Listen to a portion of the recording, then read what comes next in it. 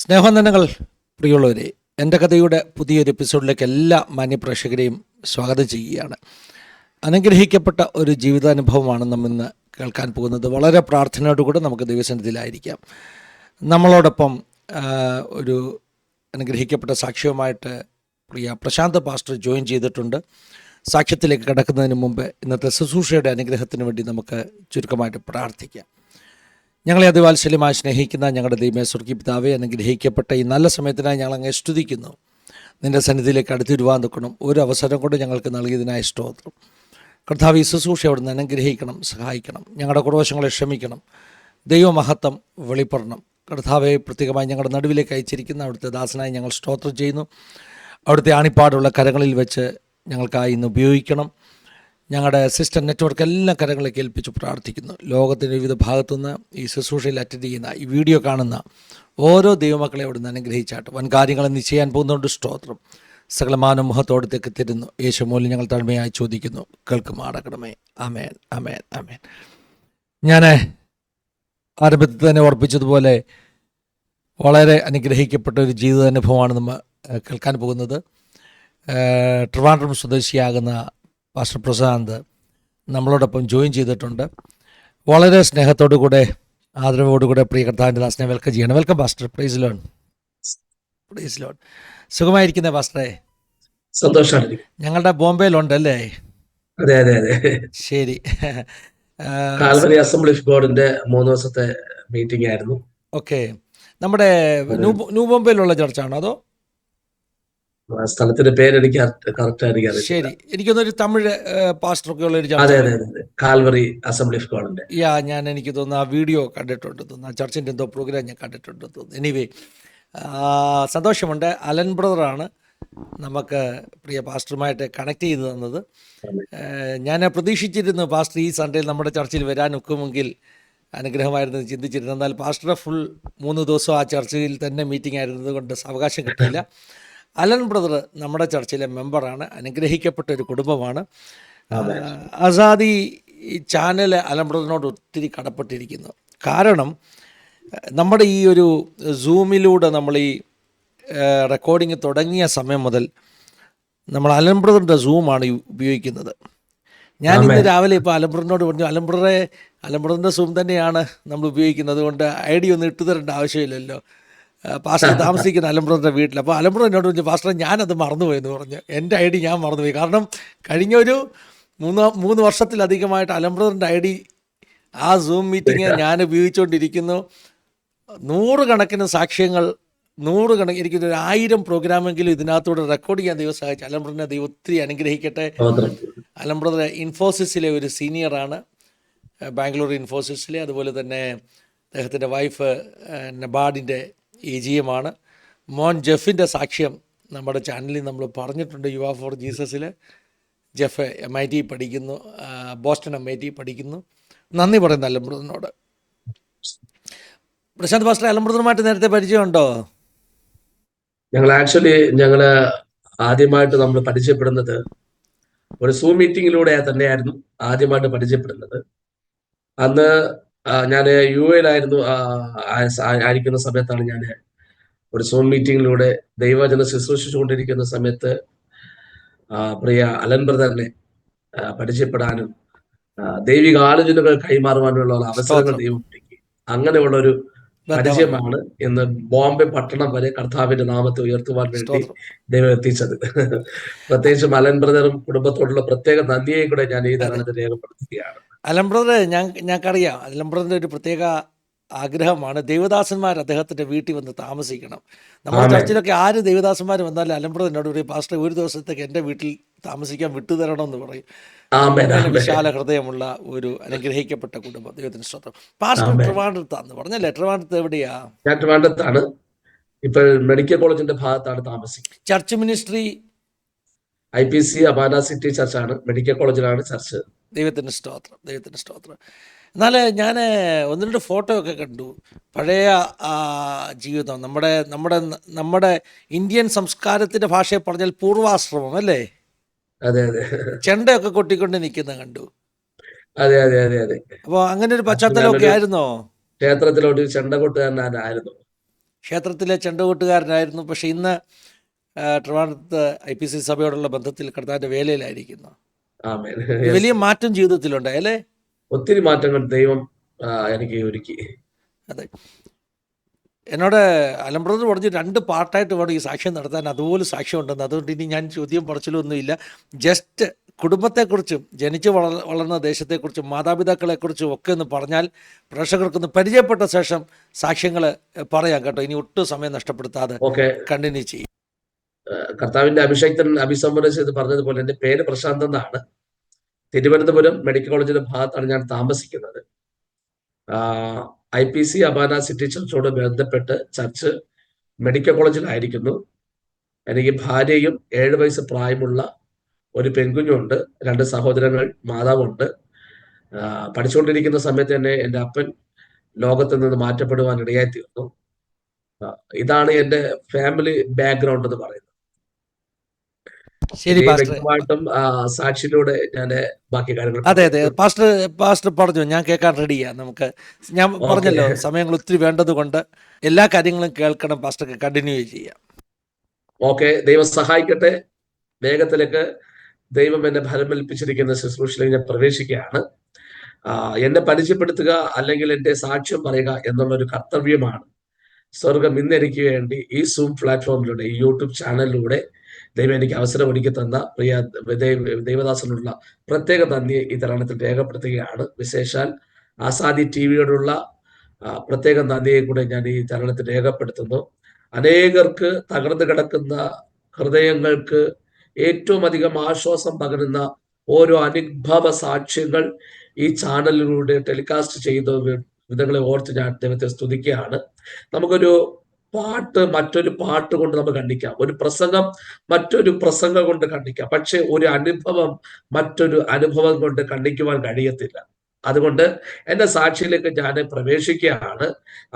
ഇത് കേൾക്കുന്ന എല്ലാ ദൈവ മക്കളോടുള്ള പ്രത്യേക നന്ദിയെയും സ്നേഹവന്ദനവും ഈ തരുണത്തിൽ രേഖപ്പെടുത്തുകയാണ്. ദൈവം എല്ലാവരെയും ഐശ്വര്യമായിട്ട് സഹായിക്കട്ടെ. ഈ സാക്ഷിയിലൂടെ ദൈവം നിങ്ങളോട് സംസാരിക്കട്ടെ എന്ന് ഞാൻ ഒറ്റ വാക്കിൽ ഞാൻ പ്രാർത്ഥിക്കുകയാണ്.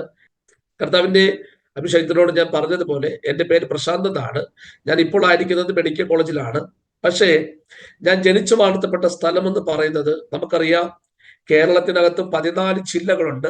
14 ജില്ലകളുടെ തലസ്ഥാന നഗരമെന്ന് അറിയപ്പെടുന്ന ട്രിവാൻഡ്രം പട്ടണത്തിന്റെ ഹൃദയഭാഗത്ത് ഏകദേശം 11.5 ഏക്കർ സ്ഥിതി ചെയ്യുന്ന ഒരു സ്ഥലമാണ്, ഒരു കോളനിയാണ് ചെങ്കൽച്ചുള്ള കോളനി. ഒരു പക്ഷേ ഇതില് കേൾക്കുന്ന ഭൂരിഭാഗം വ്യക്തികൾക്കും അറിയാവുന്ന ഒരു സ്ഥലമാണ് ഈ ചെങ്കൽച്ചുള്ള കോളനി എന്ന് പറയുന്നത്. അതെ പാസ്റ്ററെ, ചെങ്കൽച്ചൂളയിൽ നിന്ന് നമുക്ക് തോമസ് പാസ്റ്റർ സാക്ഷ്യം പറയാൻ വന്നിരുന്നു.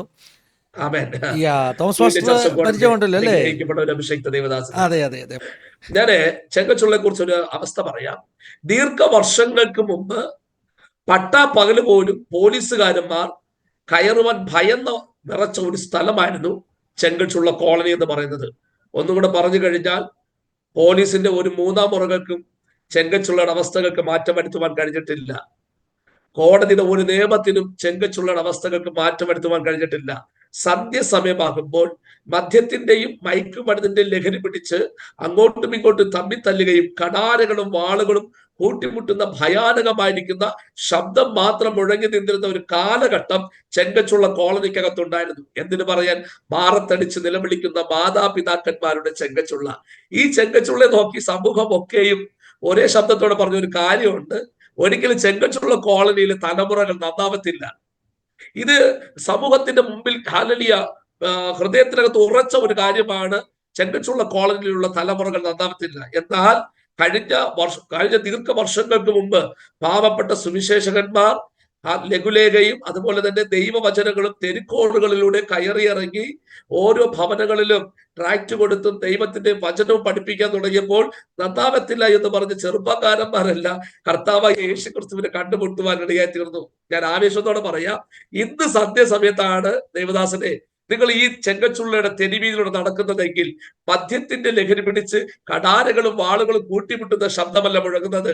മാറത്തടിച്ച് നിലവിളിക്കുന്ന മാതാപിതാക്കന്മാരുടെ ശബ്ദമല്ല മുഴങ്ങുന്നത്.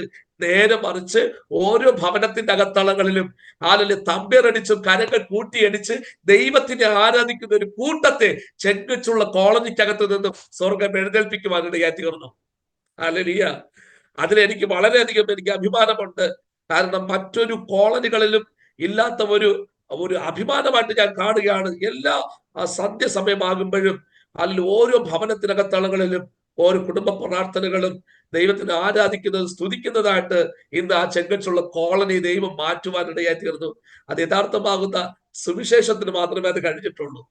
ഇതാണ് ഞങ്ങളുടെ ചെങ്കച്ചുള്ളയുടെ അനുഭവം എന്ന് പറയുന്നത്. ഇനി ഇതിന്റെ കൂടെ ചേർത്ത് എന്റെ ഞാൻ അനുഭവം കൂടെ പറയാം. ഞാൻ കുഞ്ഞുനാൾ മുതൽ തന്നെ ഒരു ഏകലവ്യ ആശ്രമത്തിലാണ് പഠിക്കുവാനിടയായി തീർന്നത്.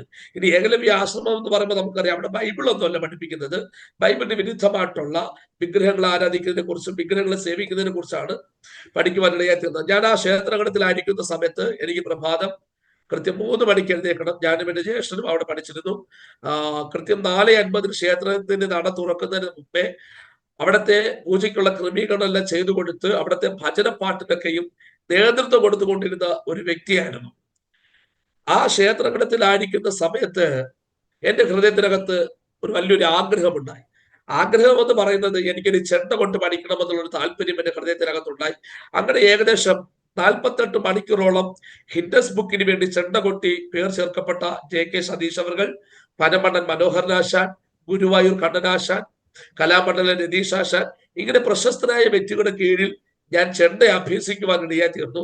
തിരുവനന്തപുരത്ത് തന്നെ സ്ത്രീകളുടെ ശബരിമല എന്ന അപരനാമത്തിൽ അറിയപ്പെടുന്ന ആറ്റുകാൽ ക്ഷേത്രത്തിൽ ഏകദേശം 18 വർഷം വരെയും വിളക്ക് പൂജയ്ക്ക് ചെണ്ട കൊട്ടുന്ന ഒരു വ്യക്തിയായിരുന്നു ഞാൻ. ഒരിക്കലും ഈ ആത്മീയ ജീവിതത്തിൽ ഞാൻ വരുമെന്നോ അല്ലെങ്കിൽ ക്രിസ്തുവിനെ കണ്ടുമുട്ടുമെന്നോ ക്രിസ്തുവിനായി ഞാൻ ജീവിക്കുമെന്നോ എന്റെ ജീവിതത്തിനകത്ത് ഞാൻ ഒട്ടും പോലും ഞാൻ പ്രതീക്ഷിച്ചിട്ടില്ല. എനിക്ക് ഏറ്റവും നല്ലൊരു ചെണ്ട കൊട്ടുകാരനായി ജീവിക്കണമെന്നായിരുന്നു, ക്ഷേത്രങ്ങളിൽ ജീവിക്കണമെന്നായിരുന്നു എന്റെ ആഗ്രഹം എന്ന് പറയുന്നത്. ഇനി എങ്ങനെയാണ് ഞാൻ ഈ കർത്താവിനെ കണ്ടുമുട്ടിയതെന്നാണ് എന്റെ സാക്ഷ്യം. ഞാൻ ആ സാക്ഷ്യത്തിലേക്ക് ഞാൻ പ്രവേശിക്കുകയാണ്. ഒരു കാലഘട്ടത്ത് മദ്യത്തിന്റെയും മയക്കുമരുന്നിന്റെയും അടിമത്തം ജീവിതം നയിച്ച ഒരു വ്യക്തിയായിരുന്നു. ഞാൻ പറഞ്ഞല്ലോ, ഞാൻ ജനിച്ചു വളർന്ന ഒരു സ്ഥലം എന്ന് പറയുന്നത് വളരെയധികം നെഗറ്റീവായിട്ടുള്ള ഒരു സ്ഥലമായിരുന്നു. അതിന്റെ ഇൻഫ്ലുവൻസ് കാരണമായിരിക്കാം, അല്ലെങ്കിൽ പിശാച് തന്ത്രം ഉപയോഗിച്ച് മനുഷ്യനെ തെറ്റിക്കുന്നത് പോലെയാണ് ദൈവം. ഹല്ലേലൂയ. ആ സമയങ്ങളിൽ പിശാച് എന്നെ വളരെയധികം തെറ്റിച്ചു. ഒരു കാലഘട്ടത്തിൽ മദ്യത്തിന് മയക്കുമരുന്നിന് വേണ്ടി ഹല്ലേലൂയ ഒത്തിരി വിഷയങ്ങളിൽ ഞാൻ പ്രവേശിപ്പാൻ ഇടയായി തീർന്നു. എന്ന് പറഞ്ഞു കഴിഞ്ഞാൽ ഈ ചെണ്ട കൊട്ടി കിട്ടുന്ന കാശ് മദ്യത്തിന് മയക്കുമരുന്നിന് തികയാതെ വന്നു. പിന്നെ ഞാനൊരു തൊഴിൽ കണ്ടെത്തി, കൊട്ടേഷൻ വർക്ക് എന്ന് പറയും. പച്ച മലയാളത്തിൽ പറഞ്ഞു കഴിഞ്ഞാൽ കൂലി തല്ലിന് പോകാൻ വേണ്ടി തുടങ്ങി. മറ്റുള്ളവരെ ഉപദ്രവിച്ച് കിട്ടുന്ന കാശ് കൊണ്ട് മദ്യവും മയക്കുമരുന്ന് ലഹരി പദാർത്ഥങ്ങൾ ഉപയോഗിച്ച് മൃഗതുല്യമായി ജീവിച്ചിരുന്ന ഒരു കാലഘട്ടം എന്റെ ജീവിതത്തിനകത്തുണ്ടായിരുന്നു. എന്നാൽ ഈ മയക്കുമരുന്നും മദ്യപാനം ലഹരി പദാർത്ഥങ്ങളും എല്ലാം എന്നെ കൊണ്ട് എത്തിച്ചത് നിരവധി കേസുകളിലായിരുന്നു. ആദ്യമായിട്ട് 307 വകുപ്പ് പ്രകാരം ഒരാളെ കൊല്ലാൻ ശ്രമിച്ചു എന്ന് പറഞ്ഞ് പോലീസുകാരന്മാർ എന്നെ അറസ്റ്റ് ചെയ്യുവാനിടയായി തീർന്നു.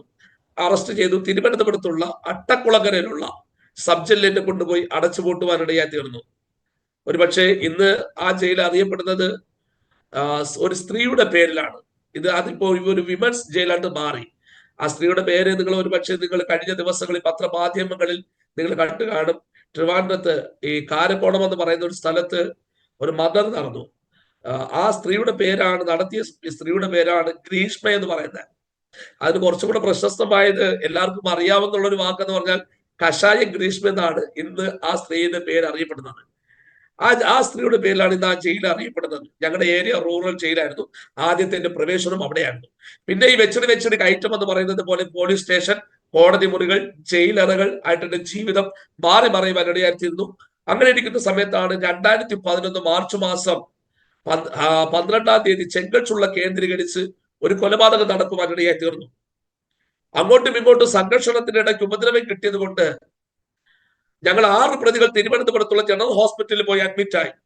അവിടെ അഡ്മിറ്റായ അനന്തരം ഡോക്ടർമാർ വന്ന് പരിശോധിച്ചു. ഡോക്ടർമാർ പരിശോധിച്ച അനന്തരം ഇവർ പോകുന്ന സമയത്ത് അവിടുത്തെ വാർഡന്മാർ കാണാതെ ഞാൻ പുറകുവശം വഴി ഇറങ്ങി അടുത്തുള്ള ഒരു മദ്യശാലയ്ക്കകത്ത് കയറി ഒരു കുപ്പി മദ്യവും വാങ്ങിച്ച്, ഒരു തട്ടുകടയ്ക്ക് ദോശ ബീഫെല്ലാം വാങ്ങിച്ച് ഈ ഹോസ്പിറ്റലിന്റെ പുറകുവശം കൊണ്ട് കഴിച്ചു കുടിച്ചുകൊണ്ടിരിക്കുന്ന സമയത്ത് രണ്ടുപേർ മതിൽ ചാടി കടന്ന് മറ്റേ ഷട്ടിനെ പിടിക്കുവാനിടയായി തീർന്നു. ഉടൻ തന്നെ ഞാൻ കാണുന്ന ഒരു കാഴ്ച, ഒരു ജീപ്പ് കൊണ്ടുവന്ന് നിർത്തുന്ന ഒരു കാഴ്ചയാണ് ഞാൻ കാണുവാനിടയായി തീർന്നത്. എനിക്ക് മനസ്സിലായി ഇത് പോലീസുകാരാണെന്ന്. അന്ന് രാത്രി തന്നെ എന്നെ അറസ്റ്റ് ചെയ്ത് തിരുവനന്തപുരത്തുള്ള സെക്രട്ടേറിയറ്റിന്റെ അടുക്കലുള്ള കൺട്രോൾ റൂമിലേക്ക് എന്നെ കൊണ്ടുപോകുവാനിടയായി തീർന്നു. പല പ്രാവശ്യവും മദ്യത്തിന്റെ ലഹരിയിൽ പോലീസുകാരന്മാർ എന്നെ പിടിച്ച സമയത്തൊക്കെയും അടുത്ത പ്രഭാതത്തിൽ മാത്രമേ വിട്ടിട്ടുള്ളൂ. ഇത് മനസ്സിലാക്കി ഞാനൊരു ന്യൂസ് പേപ്പർ എടുത്ത് ഓഫീസ് മുറിയുടെ സൈഡിൽ വിരിച്ച് ഞാൻ കിടന്നുറങ്ങുവാനിടയായി തീർന്നു. അടുത്ത പ്രഭാതമായപ്പോൾ ഒരു കൂട്ടം പോലീസുകാർ ഓടി കയറി വന്നിട്ട് ഉറങ്ങിക്കിടക്കുന്ന എന്നെ വിളിച്ചുണർത്തി പ്രശാന്ത് എഴുന്നേക്കാൻ പറഞ്ഞു. എന്നിട്ട് ഒരു പോലീസുകാരൻ പറഞ്ഞൊരു വാക്ക് കേട്ട് ഞാൻ ഞെട്ടിപ്പോയി. എന്താണെന്ന് അറിയുമ്പോ, കഴിഞ്ഞ രാത്രിയിൽ സംഘർഷണത്തിന്റെ ഇടയ്ക്ക് നിങ്ങൾ കുത്തിയവൻ മരിച്ചുപോയി. എന്ത് ചെയ്യണമെന്ന് എനിക്കറിയത്തില്ല. എന്റെ ഹൃദയത്തിനകത്ത് വളരെയധികം പ്രയാസവും ഭയവും കയറി വരുവാനിടയായി തീർന്നു. ഉടൻ തന്നെ പോലീസുകാർ പറഞ്ഞു എന്റെ ഉടുവസ്ത്രമെല്ലാം ഊരാൻ. അങ്ങനെ എന്റെ ഉടുവസ്ത്രമെല്ലാം ഊരി മാറ്റി വെച്ചതിന് ശേഷം പ്രത്യേകം ഒരു സെല്ലിനകത്തേക്ക് എന്നെ കൊണ്ടുപോയി അടച്ചു പൂട്ടി. എന്നിട്ട് അല്പസമയം കഴിഞ്ഞ ഉടൻ തന്നെ ഒരു ബക്കറ്റ് നിറയെ വെള്ളമെടുത്ത് ഞാൻ കിടക്കുന്ന സെല്ലിനകത്തേക്ക് ഒഴിച്ചിട്ടു. എന്നിട്ട് പ്രത്യേകം ഫ്രീസ് ചെയ്ത അയസ് കട്ടുകൾ കൊണ്ടുവന്ന് അടിച്ചു പൊട്ടിച്ചിട്ടു. എന്തിനെന്നറിയാമോ, ഒരു ഉടുവസ്ത്രം പോലും ഇല്ലാതെ ശരീരം മുഴുവന് തണുത്തു മരവിച്ചു വരുന്ന സമയത്ത് നൈറ്റ് ഡ്യൂട്ടി കഴിഞ്ഞു പോകുന്ന പോലീസുകാരന്മാരെല്ലാം അതിനകത്ത് വന്നിട്ട് മൃഗീയമായി ഉപദ്രവിക്കാൻ തുടങ്ങി. നമുക്കറിയാം, ഒരു പ്രതിയെ കിട്ടിക്കഴിഞ്ഞാൽ ഏകദേശം 24 മണിക്കൂറിനുള്ളിൽ കോടതിയിൽ ഹാജരാക്കി റിമാൻഡ് ചെയ്ത് ജയിലിലടയ്ക്കണമെന്നാണ് ഇന്ത്യൻ നിയമം എന്ന് പറയുന്നത്. പക്ഷേ അതിനകത്ത് 6 ദിവസം വരെയും ഒരു ഉടുവസ്ത്രം പോലും ഇല്ലാതെ അതിനകത്ത് എന്നെ ഇട്ട് മൃഗീയമായി ഉപദ്രവിക്കാൻ തുടങ്ങി. 1-ാം ദിവസം കഴിഞ്ഞു പോയി, 2-ാം ദിവസം, 3-ാം ദിവസം, 4-ാം ദിവസം, 5-ാം ദിവസം പ്രഭാതം ഏകദേശം 2 മണിയായപ്പോൾ ഏകദേശം 12 പോലീസുകാരന്മാർ ഞാൻ കിടക്കുന്ന സെല്ലിലേക്ക് കടന്നു വരുവാനിടയായി തീർന്നു. വീണ്ടും എന്നെ വിളിച്ചുണർത്തി എന്നോട് പറഞ്ഞ് തിരിഞ്ഞു നിൽക്കാൻ പറഞ്ഞു. തിരിച്ചു നിർത്തിയതിനു ശേഷം എന്റെ കഴുത്തിന്റെ ഈ ഭാഗം തുടങ്ങി പാദത്തിന്റെ അടിപാദം വരെ മാരകമായിട്ടുള്ള ചൂരിൽ വെച്ച് ശരീരം മുഴുവനും അടിച്ചു പൊട്ടിക്കുവാനിടയായി തീർന്നു. കഴിഞ്ഞില്ല. എന്നിട്ട് ഈ പഴയ റേഷൻ കടയിലൊക്കെ ഉപയോഗിക്കുന്ന പഞ്ചസാര അളക്കാനും ഗോതമ്പ് അളക്കാനും അരി അളക്കാനും ഉപയോഗിക്കുന്ന 5 കിലോ ഭാരം വരുന്ന ഒരു പടിയെടുത്ത് നിലത്തൊരു തോർത്തിട്ടതിനു ശേഷം ഈ 5 കിലോ ഭാരം വരുന്ന പടിയെടുത്ത് ചുറ്റിക്കെട്ടി കുടിച്ചു നിർത്തി എന്റെ നട്ടന്റെ അടിച്ചു പൊട്ടിക്കുവാനിടയായി തീർന്നു. കഴിഞ്ഞില്ല. അന്നത്തെ SI ആയിരിക്കുന്ന സന്തോഷ് കുമാർ സാറ് കൺട്രോൾമെന്റ്, അതായത് സെക്രട്ടറിയുടെ അടുക്കലുള്ള ഈ കൺട്രോൾ റൂമിൽ പോലീസ് സ്റ്റേഷനിൽ അന്ന് ഇരുന്ന 2011 ഇരുന്ന SI സന്തോഷ് കുമാർ സാറ് ഒരു പ്ലാസ്റ്റിക് ചെയർ കൊണ്ടുവന്നു ഇട്ടതിന് ശേഷം എന്നോട് പറഞ്ഞു കാലിന്റെ ഭാഗം അകത്തോട്ട് കയറി കിടക്കാൻ പറഞ്ഞു. 2 പോലീസുകാർ നിർബന്ധത്തോടു കൂടി എന്നെ പിടിച്ച് ആ കസാരയുടെ പ്ലാസ്റ്റിക് ചെയറിന്റെ അകത്തോട്ട് കയറ്റി കിടത്തി. എന്നിട്ട് പറഞ്ഞു എന്നോട് തിരിഞ്ഞു കിടക്കാൻ. എന്നെ തിരിച്ചു കിടത്തിയതിനു ശേഷം എന്റെ തലമുടിയെ കൂട്ടിപ്പിടിച്ച് വലിച്ചെടുത്ത് ലാടം വെച്ച ബൂട്ടിന്റെ അടിഭാഗം വെച്ച് നടുകുറുക്കിനെ ചവിട്ടി ഓടിച്ച് പഞ്ചസാര കലക്കി തന്നിട്ട് അദ്ദേഹം എന്നോട് പറഞ്ഞൊരു പദമുണ്ട്, പ്രശാന്തേ, നീ 25 വയസ്സ് പൂർത്തീകരിക്കത്തില്ല, എന്നാൽ കഴിഞ്ഞ ഡിസംബറിൽ 36ാമത്തെ വയസ്സ് പൂർത്തീകരിപ്പാൻ സ്വർഗത്തിന് ദൈവം എനിക്ക് കൃപ ചെയ്യുവാനിടയായി തീർന്നു. ഒന്നുകൂടെ പറഞ്ഞു കഴിഞ്ഞാൽ, ഇന്നലെ വരെ കഴിച്ച ഭക്ഷണത്തിന്റെ ക്വാളിറ്റി കൊണ്ടല്ല പ്രശാന്ത് നിൽക്കുന്നത്, ദൈവത്തിന്റെ കൃപയാണ്. ഞാൻ വിശ്വസിക്കുന്നു ഇതിനകത്ത് എന്റെ ശബ്ദം കേൾക്കുന്ന ദൈവമക്കൾക്ക് പറയാൻ ഒരു പദമുണ്ട്, ഞാനും നിങ്ങളും നിന്നതല്ല, ദൈവം നമ്മളെ നിർത്തിയതാണ്. Praise the Lord, hallelujah. എന്നിട്ട് സന്തോഷ് കുമാർ സാർ മാറുന്ന സമയത്ത് വീണ്ടും 4 പോലീസുകാർ, ഒരു പോലീസുകാരൻ വന്ന് വലതേക്ക് പിടിച്ചു, വേറൊരു പോലീസുകാരൻ വന്ന് ഇടതേക്ക് പിടിച്ചു, വേറെ 2 പോലീസുകാർമാർ വലതുകാലിനും ഇടതുകാലിനും തൂക്കി പിടിച്ചെടുത്തു. എന്നിട്ട് ഈ കുഞ്ഞുങ്ങളെ തൊട്ടിലിട്ട് ആട്ടുന്നത് പോലെ ആട്ടുവാൻ വേണ്ടി തുടങ്ങി. ആട്ടി ഫോഴ്സ് കൂടിയ ഉടൻ തന്നെ എന്നെ ചെവരോട് വലിച്ചെറിഞ്ഞു. അടികൊണ്ട് നിലത്തിൽ വീഴുന്ന സമയത്ത് വിശ്വസിച്ചാലും ഇല്ലെങ്കിലും ഒരു സത്യം പറയാം, ഞാനൊരു ദൈവ ശബ്ദം കേട്ടു. പക്ഷേ അന്ന് ദൈവ ശബ്ദം കേൾക്കേണ്ടത് എങ്ങനെയാണെന്ന് എനിക്കറിയത്തില്ല. മറ്റുള്ള പ്രതികളെല്ലാം വൃത്തിഹീനമാക്കിയിട്ടിരിക്കുന്ന ബാത്റൂമിനകത്ത് കയറി, കക്കൂസിനകത്ത് കയറി, ഉടുവസ്ത്രം പോലും ഇല്ലാതെ ഞാൻ മുഴങ്കാലം അടക്കി പ്രാർത്ഥിക്കാൻ തുടങ്ങി. ഇന്ന് പ്രാർത്ഥിക്കുന്ന പ്രാർത്ഥനയല്ല, അന്ന് ഞാൻ സേവിച്ചിരുന്ന ദേവന്മാരെ ദേവിമാരെ ഉറക്കെ വിളിച്ച് അതിലെ കരയാൻ വേണ്ടി തുടങ്ങി. ഒത്തിരി മന്ത്രങ്ങൾ ഉരുവിട്ടു. സർവധർമ്മ പരിത്യജ മാമേഹം ശരണപ്രജ അഹം സർവഭാവിപ്യോ മോഷിച്ചാതി മാംസുജ. സകല പാപത്തെ ക്ഷമിക്കുന്ന ദേവന്മാരെ, ഈ കാലഗ്രഹത്തിന്റെ അകത്തളങ്ങളിൽ നിന്നും എന്നെ ഒന്ന് വിടിവിക്കണമേ. പക്ഷെ ഒരു ആശ്വാസവും കിട്ടുന്നില്ല, ഒരു സമാധാനവും കിട്ടുന്നില്ല. ഞാൻ ചിന്തിച്ചു, മാതാപിതാക്കന്മാരോട് ചെയ്ത അകൃത്യമാണോ ഇത്ര കഷ്ടം അനുഭവിക്കുന്നത്? ഗുരുക്കന്മാരോട് ചെയ്ത അകൃത്യമാണോ ഇത്ര കഷ്ടം അനുഭവിക്കുന്നത്? പറഞ്ഞു ഒത്തിരി മന്ത്രങ്ങൾ ഞാൻ ഉരുവിടാൻ വേണ്ടി തുടങ്ങി. പക്ഷെ എന്നിട്ട് ഒരു ആശ്വാസവും കിട്ടുന്നില്ല. പിന്നെ ഞാൻ മന്ത്രം പറയുന്നത് നിർത്തിയിട്ട് ഞാൻ ഉറക്കെ നില നിലവിളിക്കാൻ തുടങ്ങി, എന്റെ ദൈവമേ എന്നെ ഒന്ന് വിടിവിക്കണമേ എന്ന്. അത് ഹൃദയത്തിന്റെ നുറുക്കത്തോടുള്ള നിലവിളിയായിരുന്നു, ഹൃദയത്തിന്റെ വേദനയോടുള്ള നിലവിളിയായിരുന്നു, അത് കണ്ണുനീരോടുള്ള നിലവിളിയായിരുന്നു. പ്രശാന്ത് ബൈബിൾ പഠിക്കാൻ തുടങ്ങിയപ്പോഴാണ് ഒരു കാര്യം മനസ്സിലായത്. ദൈവത്തിന്റെ വചനം പറയുന്നു, ഹൃദയം നുറുങ്ങിയവർക്ക് യഹോവ സമീപസ്ഥൻ. മനസ്സ് തകർന്നവരെ രക്ഷിക്കുന്ന ഒരു ദൈവം സ്വർഗത്തിലുണ്ടെന്ന് ആളിലെ തിരിച്ചറിയുവാനിടയായി തീർന്നു. Price the Lord, hallelujah. ആ നിലവിളി കേട്ടുവെന്നവിടെ പറയാൻ അത്ഭുതമെന്ന് പറയട്ടെ. 6ാമത്തെ ദിവസമായപ്പോൾ പോലീസുകാർ തീരുമാനിച്ചു എന്നെ റിമാൻഡ് ചെയ്ത് ജയിലിലടയ്ക്കാൻ. വീണ്ടും തിരുവനന്തപുരത്തുള്ള ജനറൽ ഹോസ്പിറ്റലിലേക്ക് കൊണ്ടുപോയി മെഡിക്കൽ ചെക്കപ്പിന് വേണ്ടി കൊണ്ടിരുത്തി. ഡോക്ടർമാരോട് പറഞ്ഞത് സംഘർഷണത്തിനിടയ്ക്ക് കിട്ടിയ ഉപദ്രവം മാത്രമേ പ്രശാന്തിന്റെ ശരീരത്തിനകത്തുള്ളൂ, പോലീസുകാർമാർ തൊട്ടിട്ട് പോലും ഇല്ല എന്ന് പറഞ്ഞ് ഒരു മെഡിക്കൽ റിപ്പോർട്ടും തയ്യാറാക്കി നേരെ തിരുവനന്തപുരത്തുള്ള വഞ്ചൂർ കോടതിയിൽ എന്നെ കൊണ്ടുപോയി റിമാൻഡ് പത്രവും വാങ്ങിച്ച് അവിടെ നിന്ന് നേരെ തിരുവനന്തപുരം പൂജപ്പുരയിലുള്ള സെൻട്രൽ ജയിലിന്റെ സ്പെഷ്യൽ ജയിലിലേക്ക് എന്നെ കൊണ്ടുപോകുവാൻ തീർന്നു. വലിയ മതിൽക്കെട്ട് കണ്ടുകൊണ്ട് ജീപ്പിനകത്ത് തലമുടിച്ചിരിക്കുമ്പോൾ ആ ജീപ്പ് കൊണ്ടുവന്ന് അവസാനിച്ചത് വലിയ ഇരുമ്പ് കവാടത്തിന്റെ മുമ്പിലാണ്. ഞാൻ എന്റെ ഹൃദയം കൊണ്ട് പറഞ്ഞു, ഇനി എനിക്ക് പുറലോകം കാണുവാൻ കഴിയുമോ ഇല്ലെന്ന് എനിക്ക് അറിയത്തില്ല. കാരണം നമുക്കറിയാം, ഒരു കൊലപാതക കുറ്റത്തിന് പരമാവധി ശിക്ഷ എന്ന് പറഞ്ഞ ജീവപര്യന്തം വരെയാണ്. അങ്ങനെ ആ ജീപ്പിൽ ഞങ്ങളുടെ ഇറങ്ങി ആ ഇരുമ്പ് കവാടം എന്റെ മുമ്പിൽ തുറന്നു തന്നു. എന്നെ അവരെ സ്വീകരിച്ചത് നടയടിയോട് കൂടിയാണ്. ഈ നടയടി എന്ന് പറയുന്നത്, നമ്മൾ കയറി ചെല്ലുമ്പോൾ നമ്മളെ ചെവരോട് ചേർത്ത് നിർത്തി തിരിച്ചു നിർത്തിയതിനു ശേഷം നട്ടലിന്റെ ഭാഗത്ത് 3 അടി വരെ അടിക്കും. അതിൽ 1ാമത്തെ അടി എന്നെ അടിച്ചു, ഞാൻ തകർന്നു പോയി. 2ാമത്തെ അടിച്ചു, ഞാൻ അവിടെ നിലത്ത് കുഴഞ്ഞു വീണ് പോയി. പിന്നെ 2 ഉദ്യോഗസ്ഥരുടെ സഹായത്തോടു കൂടിയാണ് ഞാൻ അതിനകത്ത് നിൽക്കുന്നത്. അങ്ങനെ ഞാൻ ആ അടി കൊണ്ട് നിലത്ത് വീഴുന്ന സമയത്ത് 2 ഉദ്യോഗസ്ഥന്മാർ അപ്പുറത്തും ഇപ്പുറത്തുമായിട്ട് എന്നെ തൂക്കി പിടിച്ചു നിർത്തി. ഒരു ഉദ്യോഗസ്ഥൻ എന്റെ കഴുത്തിൽ ചില വസ്തുക്കൾ കൊണ്ടുവന്ന് തന്നു. ഒരു കീറിയ പായും, ഒരു പ്ലേറ്റും, ഒരു മൊന്തയും, ഒരു ഗ്ലാസും. ഇതിനെ തൂക്കി പിടിച്ചുകൊണ്ട് 2 ഉദ്യോഗസ്ഥന്മാരുടെ സഹായത്തോടു കൂടി അഡ്മിഷൻ സെല്ലിനകത്തേക്ക് എന്നെ കൊണ്ടുപോയി അടച്ചുപൂട്ടി. ഹല്ലേലൂയ. എന്നിട്ട് അടുത്ത പ്രഭാതമായപ്പോഴാണ് ഞാൻ സത്യം പറഞ്ഞ കണ്ണു തുറന്നത്. 10 മിനിറ്റോളം ജയിലിനകത്ത് കുളിക്കുവാൻ വേണ്ടി അവസരമുണ്ട്. വെറും അടിവസ്ത്രം മാത്രം ഇട്ടുകൊണ്ട് ജയിലിന്റെ തെരുവിലൂടെ കുളിക്കാൻ വേണ്ടി നടന്നു പോകുമ്പോൾ ഒത്തിരി പ്രതികൾ കൂക്ക് വിളിച്ചു, പരിഹസിച്ചു, ചീത്ത പറഞ്ഞു. കുളിച്ചിട്ട് പയ്യെ മടങ്ങി വരുമ്പോൾ ഒരു അപ്പച്ചൻ വിളിച്ചു, മോനെ അടുത്തേക്ക് വരാൻ പറഞ്ഞു. ഞാൻ പയ്യെ അടുത്ത് ചെന്നു. അപ്പച്ച എന്താന്ന് ചോദിച്ചു. അപ്പച്ചൻ ചോദിച്ചു, മോനെ ഉടുവസ്ത്രം ഒന്നും കൊണ്ടുവന്നിട്ടില്ലേ? ഞാൻ പറഞ്ഞു, അപ്പച്ച എന്റെ ഉടുവസ്ത്രമെല്ലാം പോലീസുകാർ കീറിക്കളഞ്ഞു. എന്നാൽ അദ്ദേഹത്തിന്റെ കയ്യിൽ കരുതിയിരിക്കുന്ന ഒരു കീറിയ കയ്യിൽ എനിക്ക് എടുത്തു തന്നു. ആ കീറിയ കയ്യിൽ കൊടുത്തുകൊണ്ട് ഞാൻ ജയിൽവാസം ആരംഭിക്കുവാൻ വേണ്ടി തുടങ്ങി. ഹല്ലേലൂയ. ചില ദിവസങ്ങൾ കഴിഞ്ഞു പോയി, ചില ആഴ്ചവട്ടങ്ങൾ കഴിഞ്ഞു പോയി, ചില മാസങ്ങൾ കഴിഞ്ഞു പോയി. തകർക്കപ്പെട്ടവനായി പൈശാചിക മണ്ഡലം ഹല്ലേലൂയ കാരാഗൃഹത്തിനകത്ത് എന്നെ ഒതുക്കി കൂട്ടുവാൻ ഇടയായി തീർന്നു. ഈ ജയിലിനകത്ത് വലിയ ചപ്പാത്തി ഉണ്ട്, വലിയ ചപ്പാത്തി. ഈ ചപ്പാത്തിയുടെ പൊടി മൊത്തവും എന്റെ ശരീരത്തിനകത്ത് പതിച്ച് ഹല്ലേലൂയ വ്രണം ബാധിച്ചു, കണ്ണിന് ബാധിച്ചു, ഉറങ്ങാൻ പറ്റുന്നില്ല, നാക്കിന് ബാധിച്ചു, ഭക്ഷണം കഴിക്കാൻ പറ്റുന്നില്ല. അങ്ങനെ വളരെ കഷ്ടപ്പെട്ട ഒരു സമയം ആ ജയിലിനകത്ത് എനിക്കുണ്ടായിരുന്നു. ചില ദിവസം കൂടെ കഴിഞ്ഞപ്പോൾ ഈ വ്രണങ്ങളെല്ലാം പൊട്ടി ശരീരത്തിൽ സ്മെല്ല് വരാൻ തുടങ്ങി. ഞാൻ പോലീസ് ഉദ്യോഗസ്ഥരോട് പറഞ്ഞു, സാറേ എന്നത് ഹോസ്പിറ്റലിൽ കൊണ്ടുപോകണം. പക്ഷെ അവർ കേട്ട ഭാവം പോലും കാണിച്ചില്ല.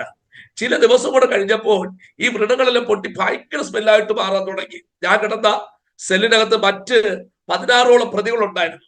ഒരു ദിവസമായപ്പോൾ ഈ പ്രതികളെല്ലാം ചേർന്ന് അവിടുത്തെ ഒരു ജയിൽ വാർഡനോട് വിളിച്ച് പറഞ്ഞു, സാറേ ഇനി പ്രശാന്തിനെ ഞങ്ങളെ കൊടുത്ത് കിടത്താൻ പറ്റുന്നില്ല, ഇവന്റെ ശരീരം മുഴുവൻ സ്മെല്ലാണ്.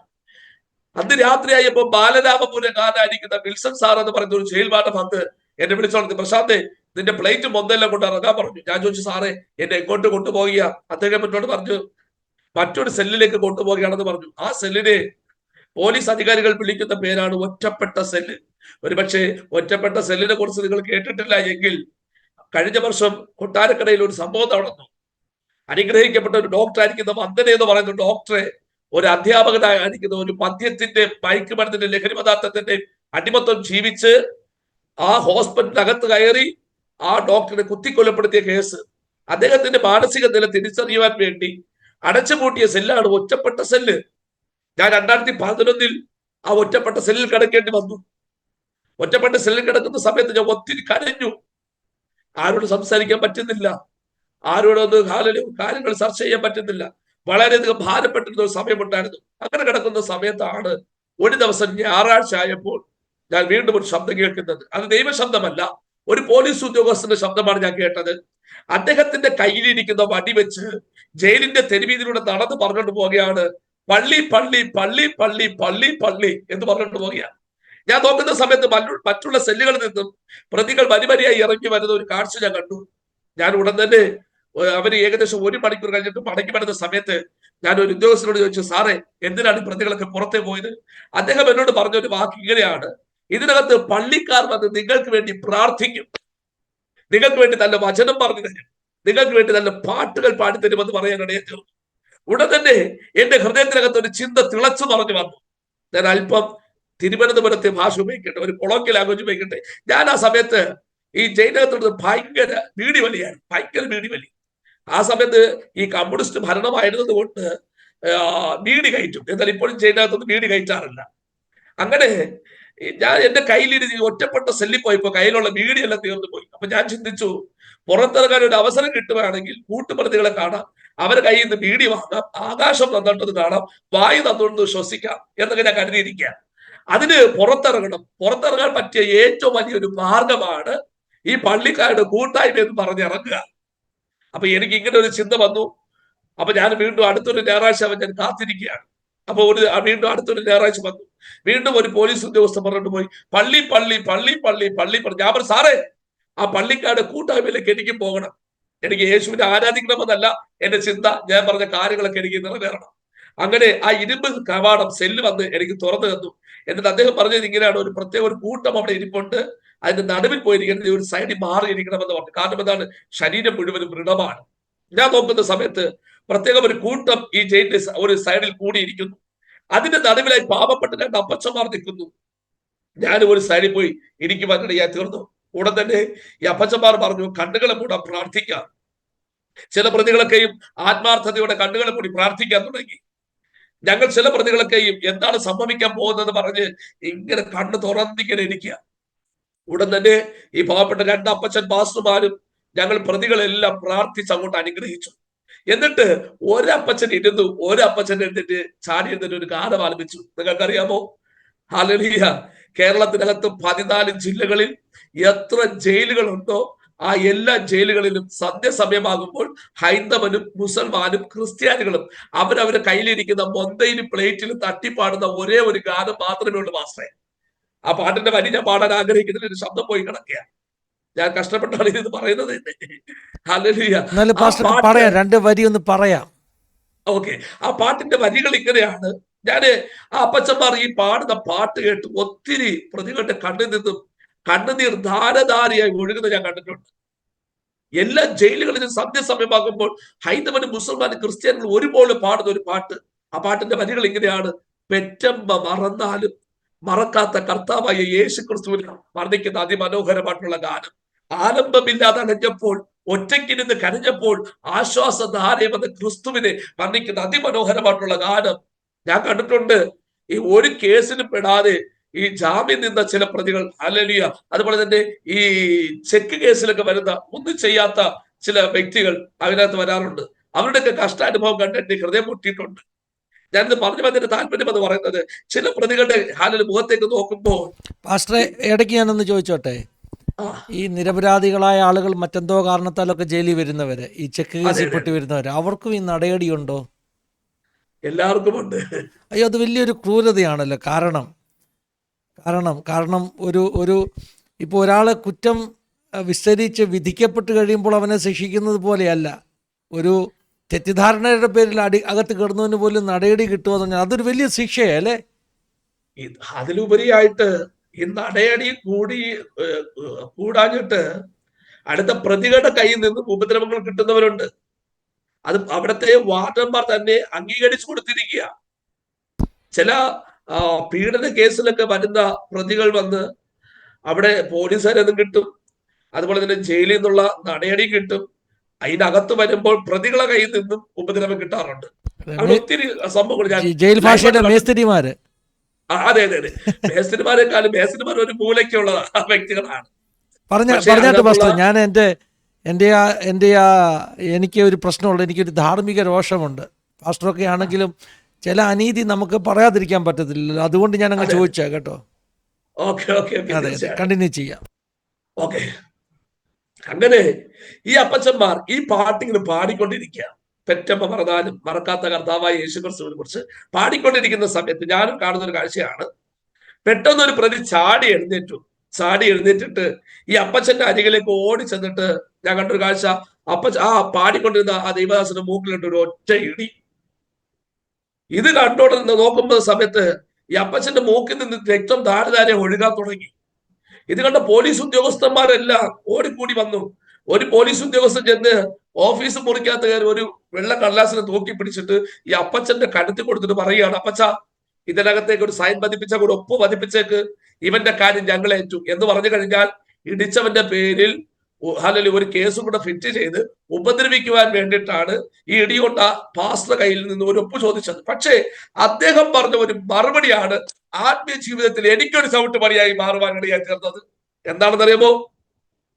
അദ്ദേഹത്തിന്റെ കയ്യിൽ കൊടുത്തിരിക്കുന്ന വെള്ള കടലാസിനെ ഞങ്ങൾ പ്രതികളെല്ലാം കണ്ടോണ്ട് നിൽക്കുക, അതിനെ ഉയർത്തിപ്പിടിച്ചിട്ട് രണ്ടട്ട് വലിച്ചു കീറി നിലത്തിട്ടിട്ട് അദ്ദേഹം പറഞ്ഞ പദം ഇങ്ങനെയാണ്, ക്രിസ്തുവിന് വേണ്ടി സകലതും ക്ഷമിക്കുന്നു. എന്നെ വളരെയധികം എന്റെ ആ വാക്കെന്നെ പിടിച്ചു കുലുക്കി കളഞ്ഞു. കാരണം ഒരു കാലഘട്ടത്ത് മറ്റുള്ളവരെ ഉപദ്രവിച്ച് കിട്ടുന്ന കാശ് കൊണ്ട് മദ്യവും ലഹരി പദാർത്ഥങ്ങളും അകൃത്യം ചെയ്ത് കിടക്കുന്ന ഞങ്ങളെ പോലുള്ളവരെ തിരക്കി വരുവാൻ ഹൈന്ദവരോ മുസൽമാനോ പാരമ്പര്യ ക്രിസ്ത്യാനികളോ ഇല്ലാത്ത സ്ഥാനത്ത് പാവപ്പെട്ട സുവിശേഷകരല്ലാതെ അതിനകത്ത് കയറി വന്ന് സമാധാനത്തെ പകരുവാൻ ആരെയും കണ്ടില്ല. ഇടികൊണ്ട് രക്തം ധാരധാരെ ഒഴുകുമ്പോഴും അപ്പച്ചന് പറയാനുള്ള പദം ഇതാണ്, ക്രിസ്തുവിന് വേണ്ടി സകലതും ക്ഷമിക്കുന്നു.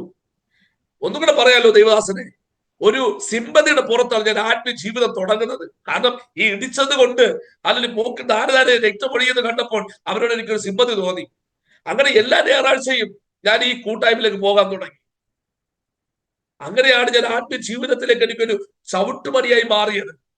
ഞാന് കഴിഞ്ഞ 2 വർഷങ്ങൾക്ക് മുമ്പേ കർണാടക ഹൂബ്ലി എന്ന് പറയുന്ന ഒരു സ്ഥലത്ത് ഒരു യോഗത്തിന് പ്രസംഗിക്കാൻ വേണ്ടി പോയി.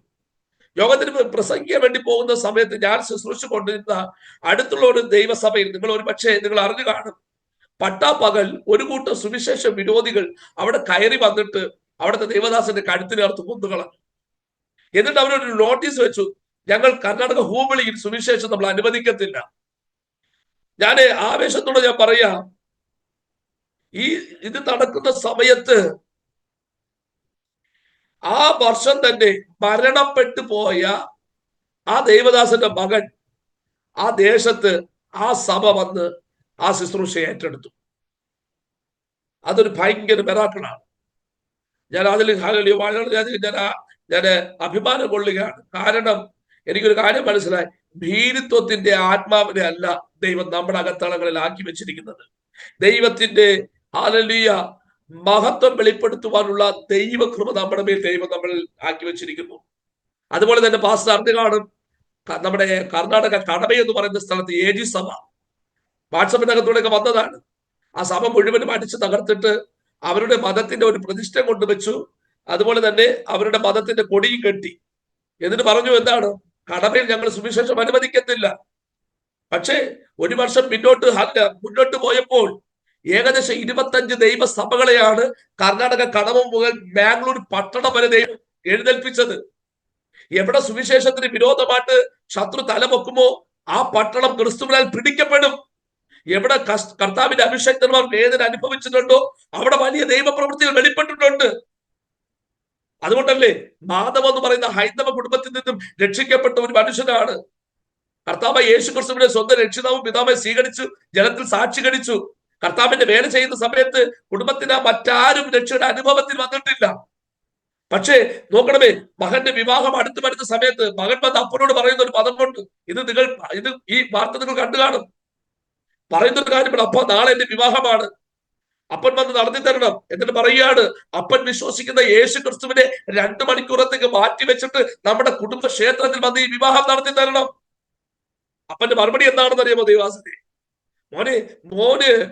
മോന്റെ വിവാഹം അപ്പന് സന്തോഷമുള്ള കാര്യമാണ്. പക്ഷെ മോൻ പറഞ്ഞില്ലേ, അപ്പൻ വിശ്വസിക്കുന്ന ക്രിസ്തുവിന് 2 മണിക്കൂറത്തേക്ക് മാറ്റിവെക്കാൻ അത് അപ്പനെ കൊണ്ട് കഴിയത്തില്ല. കാരണം അപ്പൻ അറിഞ്ഞ സത്യം അത് സമാധാനത്തിന്റെയാണ്. അപ്പൻ അറിഞ്ഞ സത്യം അത് നിത്യതയാണ്. ഈ മകന് അപ്പനോട് വെറുപ്പ് തോന്നി. രണ്ടുപേരും പിരിഞ്ഞു. സന്ധ്യസമയമാകുമ്പോൾ ഈ അപ്പൻ വീണ്ടും ഭവനത്തിലേക്ക് മടങ്ങി വരുമ്പോൾ സമയത്ത് സ്വന്തം ഭാര്യ കടാരെടുത്തു, സ്വന്തം മകൻ വാളെടുത്തു. കയറി വരുന്ന കണ്ട ഉടൻ തന്നെ സ്വന്തം ഭാര്യ ആ കടാരെടുത്ത് വയറ്റിനകത്ത് കുത്തിക്കയറ്റി മകൻ ശരീരഭാഗങ്ങളെ വെട്ടിമുറിച്ച് വനാനന്ദത്തിനകത്ത് കൊണ്ടുപോയി പെട്രോൾ ഒഴിച്ച് കത്തിച്ചു കളഞ്ഞു. ഇതാണ് ദൈവദാസന്മാർ അനുഭവിക്കുന്ന കഷ്ടതകൾ. ഞാൻ ഇത് പറഞ്ഞതിന്റെ താല്പര്യം എന്ന് പറയുന്നത്, ഈ ജയിലിനകത്ത് വന്ന് എന്റെ ദൈവദാസനെ 1 രൂപയുടെ പ്രതിഫലം അവർക്കില്ല. 1 രൂപയുടെ പ്രതിഫലം ഇല്ല. നമുക്കറിയാം. കാരണം 1 രൂപ കൊണ്ട്, ഇനി കോടീശ്വരനാണെങ്കിലും 1 രൂപ കൊണ്ട് ജയിലിനകത്ത് നമുക്ക് കയറാൻ പറ്റത്തില്ല. അപ്പൊ 1 രൂപയുടെ പ്രതിഫലം ഇല്ലാതെ ഈ അപ്പച്ചന്മാർ വന്ന സുവിശേഷം സമാധാനവും ഞങ്ങൾക്ക് വേണ്ടി പ്രാർത്ഥിക്കാൻ വന്നപ്പോൾ അവർ അനുഭവിച്ച കഷ്ടതയാണ് ഇടിയും നിന്ദയും തുപ്പും. എന്നിട്ട് പറയാണ്, ക്രിസ്തുവിന് വേണ്ടി ഇതെല്ലാം ഞങ്ങൾ ക്ഷമിക്കുന്നു. മൃഗതുല്യമായിട്ട് ജീവിച്ച എന്റെ ജീവിതത്തിൽ ഇത്ര പോലെ വാസേ ഹല്ലേലൂയ, കർത്താവിനെ ഒന്ന് കണ്ടുമുട്ടാൻ. അങ്ങനെ ആ ജയിലിനകത്ത് വെച്ച് ഈ അപ്പച്ചന്മാർ പറഞ്ഞ ഈ പദം എന്നെ വളരെയധികം സ്ട്രൈക്ക് ചെയ്തു. എല്ലാ ഞായറാഴ്ചയും ഞാൻ പോയി.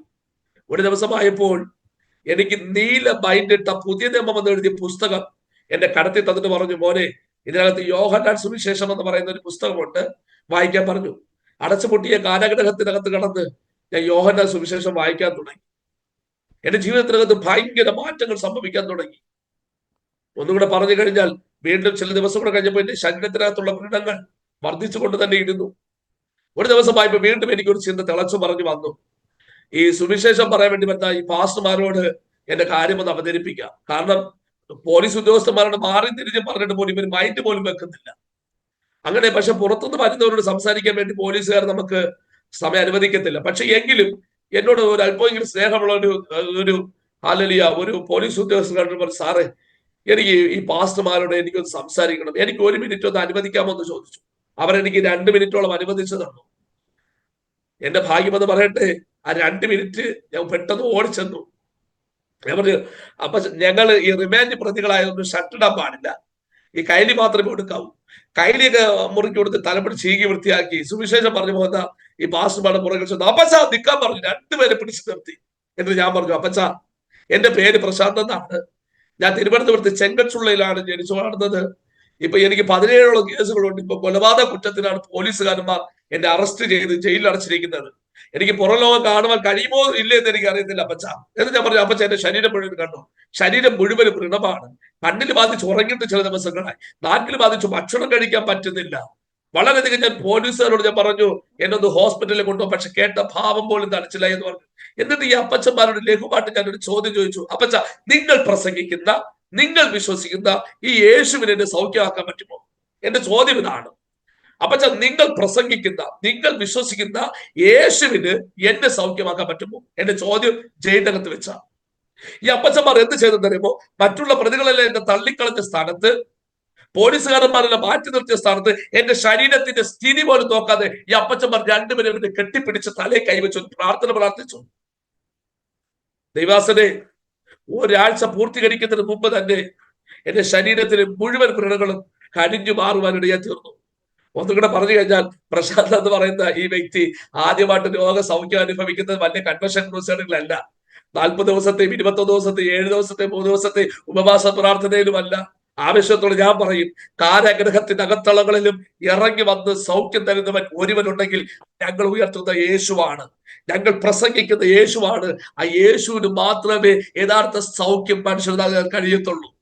അത് ഞാൻ ജീവിതം കൊണ്ട് ഞാൻ അനുഭവിച്ചറിഞ്ഞ ഒരു വ്യക്തിയാണ്. ദൈവത്തിന്റെ വചനത്തിനകത്ത് പറയുന്നത് പോലെ, നമ്മുടെ അതിക്രമങ്ങൾ നിമിത്തം മുറിവേറ്റ്, നമ്മുടെ അകൃത്യങ്ങൾ നിമിത്തം തകർന്നിരിക്കുന്നു. നമ്മുടെ സമാധാനത്തിനുള്ള ശിക്ഷ യേശു കർത്താവിന്റെ മേലായി അവന്റെ അടിപ്പിണരുകളാൽ നമുക്ക് സൗഖ്യം വന്നിരിക്കുന്നു. എനിക്ക് വളരെയധികം എന്റെ അത്ഭുതകരമായി എനിക്ക് തോന്നിയ ഒരു കാര്യമായിരുന്നു ആ ജയിലിനകത്ത് വെച്ച് ഞാൻ അനുഭവിച്ച രോഗസൗഖ്യം. ദൈവം പറയട്ടെ, അങ്ങനെ ഹല്ലേലൂയ, ഞാൻ ഒരു ദിവസം കാരാഗ്രഹത്തിനകത്ത് കിടന്ന് ഈ പുതിയ നിയമ പുസ്തകം വായിക്കുന്ന സമയത്താണ് ഞാൻ ഒരു തീരുമാനമെടുക്കുന്നത്. ഇനി എനിക്ക് പുറം ലോകം കാണുവാൻ എനിക്ക് അവസരം ദൈവം തരുവാണെങ്കിൽ ഞാൻ കർത്താവിന്റെ സാക്ഷിയായിട്ട് ജീവിക്കും, ഞാൻ കർത്താവിന്റെ വേല ചെയ്യും. അങ്ങനെയാണ് ഞാൻ സത്യം പറഞ്ഞാൽ ദൈവഭാഗത്തിലേക്ക് വരുന്നത്. ഒത്തിരി അനുഭവങ്ങളുണ്ട്. ഹല്ലേലൂയ. അപ്പൊ ഞാൻ ഇവിടെ ഈ ഒരു തീരുമാനം കൊണ്ട് ഒറ്റൊരു ഭാഗം ഞാൻ നിർത്തുകയാണ്. ഇനി എനിക്ക് പറയാനുള്ളത് കോടതി മുറിയിലെ അത്ഭുതമാണ്. കോടതി മുറിയിലെ അത്ഭുതം. ദൈവസേന, കോടതി മുറിക്കകത്ത് ഇറങ്ങി വന്ന് അത്ഭുതം ചെയ്യുന്ന ഒരു ദൈവമുണ്ടെങ്കിൽ അത് യേശു മാത്രമേ ഉള്ളൂ. ഹല്ലേലൂയ. ദൈവസേന, എന്തെങ്കിലും ചോദ്യം ചോദിക്കുന്നുണ്ടോ? പാസ്റ്റർക്ക് കണ്ടിന്യൂ ചെയ്യാം കേട്ടോ. കാരണം ഞാൻ ഇടയ്ക്ക് ചോദിച്ചാൽ പിന്നെ നമ്മുടെ പ്രേക്ഷകർ പറയും, ആ നല്ല സാക്ഷ്യം കേട്ടോണ്ടിരിക്കരുത്, പാസ്റ്റർ അതിൻ്റെ രസം കളഞ്ഞെന്ന് പറയും. അതുകൊണ്ട് കണ്ടിന്യൂ ചെയ്യാം. ജീവിതാനുഭവങ്ങളെല്ലാം പറയാം കേട്ടോ പാസ്റ്റർ, സമയമില്ലെന്നുള്ള ചിന്തയിൽ വെട്ടിച്ചുരുക്കണ്ട. കാരണം ഓക്കെ, ദൈവം സഹായിക്കട്ടെ. അപ്പൊ ഞാനിത് രണ്ടാം ഭാഗമായിട്ട് ഞാൻ പറയുകയാണ്. ഇനി അടുത്തത് കോടതി മുറിയിൽ അത്ഭുതം. ഞാൻ ജയിലിനകത്ത് കിടന്നാണ് ഞാൻ ഒരു തീരുമാനമെടുത്തത്, ഇനി കർത്താവിന് വേണ്ടി ജീവിക്കും.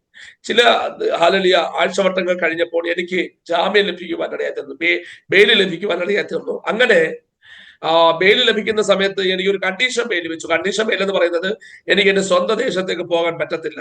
അങ്ങനെ ഹാലലിയ പിന്നെ എല്ലാ ചൊവ്വാഴ്ചയും രാവിലെ 10 മണിയാകുമ്പോൾ പോലീസ് സ്റ്റേഷനിൽ വന്നിട്ട് അവിടെ ഒപ്പിടണം. ഇങ്ങനെ ഒരു കണ്ടീഷൻ ബെയിൽ വിട്ടാണ് ഹാലലിയ എന്നെ ജാമ്യം ലഭിക്കുന്നത്. ഞാനത് മറ്റൊരു സ്ഥലത്തിൽ ഒളിവ് പാർക്കുന്ന സമയത്ത് എന്റെ ഹൃദയത്തിനകത്ത് വളരെയധികം എന്നെ ഭരിച്ച ഒരു ചിന്തയായിരുന്നു, ഞാൻ ഇനി ഏത് ചർച്ചിൽ പോകും, എവിടെ ആരാധനയ്ക്ക് വേണ്ടി പോകും. എന്നെ വളരെയധികം ഭരിച്ചു. കാരണം എവിടെ പോകണമെന്നും എനിക്കത് അറിയത്തില്ല.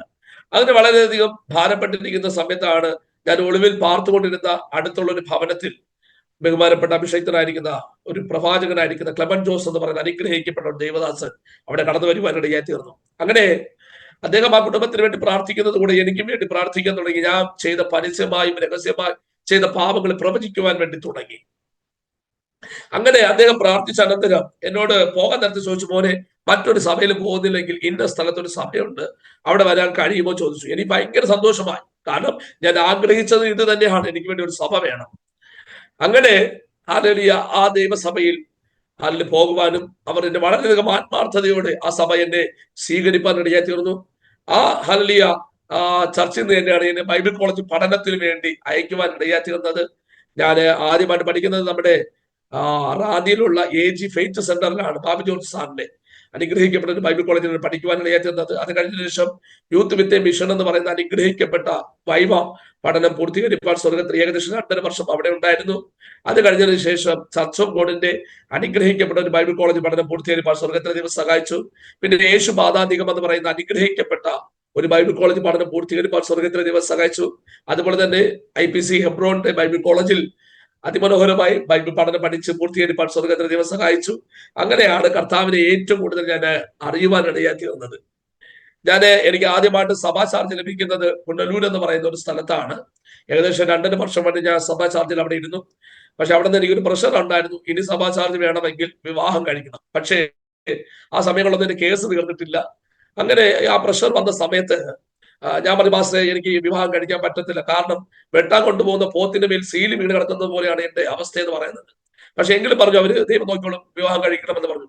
ഞാൻ പറഞ്ഞു, പാസ്റ്ററെ അങ്ങനെയാണെങ്കിൽ നിങ്ങൾ തന്നെ കാര്യങ്ങൾ ക്രമീകരിക്കാൻ പറഞ്ഞു. അങ്ങനെ 1-2 ദൈവാസന്മാരെ എന്നെ ഹാലലി 2 സ്ഥലങ്ങളിൽ പെൺകൊച്ചുകളെ കാണിക്കാൻ വേണ്ടി കൊണ്ടുപോയി. ഞാൻ പറഞ്ഞു, ഒറ്റൊരു ഡിമാൻഡ് മാത്രമേ ഉള്ളൂ, എന്റെ കാര്യം മുഴുവനും അറിയിച്ചിട്ട് വേണം എനിക്ക് വിവാഹം നടത്തി തരാൻ. അപ്പോൾ ഞാൻ ആദ്യമായിട്ട് കൊട്ടാരക്കര എന്ന് പറയുന്ന സ്ഥലത്ത് ഒരു പെൺകൊച്ചിനെ കാണാൻ വേണ്ടി പോയി. കണ്ട സമയത്ത് അങ്ങോട്ടും ഇങ്ങോട്ടും ഇഷ്ടപ്പെട്ടു. പക്ഷേ ഹാലലിന്റെ കാര്യങ്ങളൊക്കെ കേട്ടപ്പോൾ അവർ ഗുഡ് ബൈ പറയുന്ന ഒരു സാഹചര്യമായിരുന്നു. പല പ്രാവശ്യമായിട്ട് ഇത് നടന്നപ്പോൾ ഞാൻ തന്നെ പറഞ്ഞു, ഇനി ആരും എനിക്ക് വേണ്ടിയിട്ട് ഒരു പെൺകൊച്ചുകളെ നോക്കരുത്. കാരണം എന്റെ കേസിന്റെ കാര്യം പറയുമ്പോൾ ആരും എനിക്ക് കരം തരില്ല എന്ന് അറിയാം. അങ്ങനെ ഇരിക്കുന്ന സമയത്താണ് എന്റെ ചേച്ചി ഒരു വിവാഹാലോചന പറയുന്നത്. അതൊരു പ്രവാചക കുടുംബത്തിലുള്ളതായിരുന്നു. പക്ഷേ അദ്ദേഹം പറഞ്ഞൊരു വാക്കിതാണ്, ഞങ്ങൾ പ്രാർത്ഥിക്കട്ടെ.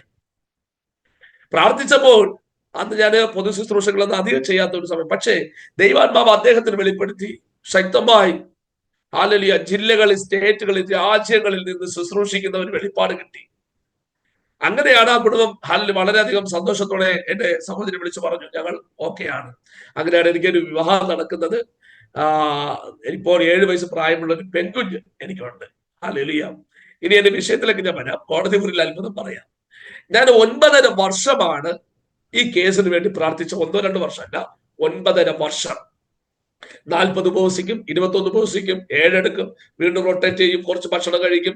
ഇങ്ങനെ 9.5 വർഷം പ്രാർത്ഥിക്കുവാൻ സ്വർഗം എനിക്ക് അവസരങ്ങൾ ഒരുക്കി. കാരണം അത്രയ്ക്ക് വലിയൊരു വിഷയത്തിന്റെ നടുവിലായിരുന്നു എന്റെ ജീവിതം മുന്നോട്ട് പോയിക്കൊണ്ടിരിക്കുന്നത്. കാരണം എന്റെ കുഞ്ഞിനെ കൂടെ കണ്ടപ്പോൾ എനിക്ക് ഒട്ടും ജയിലിൽ ഇനി പോകാൻ പറ്റത്തില്ല എന്നുള്ള ഒരു മനോഭാവം തന്നെ എന്റെ ഹൃദയത്തിനകത്ത് ഉടലെടുത്ത് കഴിഞ്ഞു. അങ്ങനെ 2019 നവംബർ മാസം എന്റെ കേസിന്റെ ട്രയൽ ആരംഭിച്ചു. ഈ ട്രയൽ ആരംഭിക്കുന്ന സമയത്ത് എന്റെ ഹൃദയത്തിനകത്ത് വീണ്ടും ഭയം വന്നു. ഞാൻ എന്ത് ചെയ്തെന്നറിയാമോ? ഒരു പ്രയർ കാർഡ് അടിച്ചു ദൈവദാസന്, ഒരു പ്രയർ കാർഡ്. എനിക്ക് പരിചയമുള്ളതും പരിചയമില്ലാത്ത ദൈവസഭകൾ കയറി ഇറങ്ങി ഈ പ്രയർ കാർഡ് കൊടുത്തിട്ട് ഞാൻ പറഞ്ഞു, എനിക്ക് വേണ്ടി പ്രാർത്ഥിക്കണം. ഒരു പക്ഷേ ദൈവസഭ എനിക്ക് വേണ്ടി പ്രാർത്ഥിക്കാൻ മറന്നു പോവുകയാണെങ്കിൽ ഞാൻ ആ പാസ്റ്റർമാരോട് പറഞ്ഞു, പാസ്റ്റർ എന്നെ ഓർക്കുമ്പോൾ ഒരു സ്തോത്രമെങ്കിലും പറയണമെന്ന് പറഞ്ഞു. കാരണം എനിക്ക് ആ സ്തോത്രത്തിന്റെ വില എനിക്കറിയാം. ഹല്ലേലൂയ. അങ്ങനെ ഞാൻ ഈ പ്രയർ കാർഡിനകത്ത് ഞാന് ഹല്ലേലൂയ പ്രാർത്ഥന വിഷയം എഴുതിയത് ഇങ്ങനെയാണ്. ഒന്നാമത്തെ എന്റെ പ്രാർത്ഥന വിഷയം നമുക്കറിയാം, ഒരു കേസിനകത്ത് സാക്ഷി പറയുന്നത് പോലെ ഇരിക്കും ശിക്ഷിക്കുന്നത്. ഒന്നാമത്തെ എന്റെ പ്രയർ കാർഡിലെ പ്രാർത്ഥന വിഷയം ഈ കേസിനകത്തുള്ള സാക്ഷികൾക്ക് വേണ്ടി പ്രാർത്ഥിക്കുക. രണ്ടാമത്തെ എന്റെ പ്രാർത്ഥന വിഷയം എന്റെ കൂട്ടുപ്രതികൾക്ക് വേണ്ടി പ്രാർത്ഥിക്കുക. മൂന്നാമത്തെ എന്റെ പ്രാർത്ഥന വിഷയം എന്ന് പറയുന്നത് എന്റെ അഡ്വക്കേറ്റ് മേരി കുഞ്ഞു മേഡത്തിന് വേണ്ടി പ്രാർത്ഥിക്കുക. നാലാമത്തെ എന്റെ പ്രാർത്ഥന വിഷയം എന്ന് പറയുന്നത് പബ്ലിക് പ്രോസിക്യൂട്ടർ സലാവുദ്ദീൻ സാറിന് വേണ്ടി പ്രാർത്ഥിക്കുക. അഞ്ചാമത്തെ എന്റെ പ്രാർത്ഥന വിഷയം എന്ന് പറയുന്നത് ഞങ്ങളുടെ കേസിനകത്ത് ന്യായപാലനം ചെയ്യുന്ന ജഡ്ജി ആയിരിക്കുന്ന സിറിൽ സാറിന് വേണ്ടി പ്രാർത്ഥിക്കുക. അടുത്ത പ്രാർത്ഥന വിഷയം എന്ന് പറയുന്നത് മരണപ്പെട്ടു പോയ കുടുംബത്തിന് വേണ്ടി പ്രാർത്ഥിക്കുക. ഇത്രയും പ്രയർ കാർഡ് അടിച്ച് ആരെങ്കിലും പല സഭകളിലും പല ദൈവദാസന്മാരെ കണ്ട് പ്രാർത്ഥന വിഷയമായി മാറി. അങ്ങനെ ഇരിക്കുന്ന സമയത്ത് എനിക്ക് ധൈര്യം ഉറപ്പുണ്ട്, കഴിഞ്ഞ നാളുകളിൽ ക്രിസ്തു ഇല്ലാതെയാണ് കോടതി മുറിക്കകത്ത് കയറിയിട്ടുള്ളത്. ഇപ്പോൾ ഞാന് പഴയതുപോലെയല്ല. എനിക്ക് വേണ്ടി പ്രാർത്ഥിക്കുന്ന ഒരു സഭയുണ്ട്, ഒരു കുടുംബമുണ്ട്, അനേക ദൈവഭക്തന്മാരുണ്ട്. അതുകൊണ്ട് ദൈവം എന്നെ വിടിവിക്കുമെന്നുള്ള ധൈര്യം ഉറപ്പ് എന്റെ ജീവിതത്തിനകത്തുണ്ടായിരുന്നു. അങ്ങനെ കോടതിയുടെ ദിവസം അടുത്ത് വന്നു.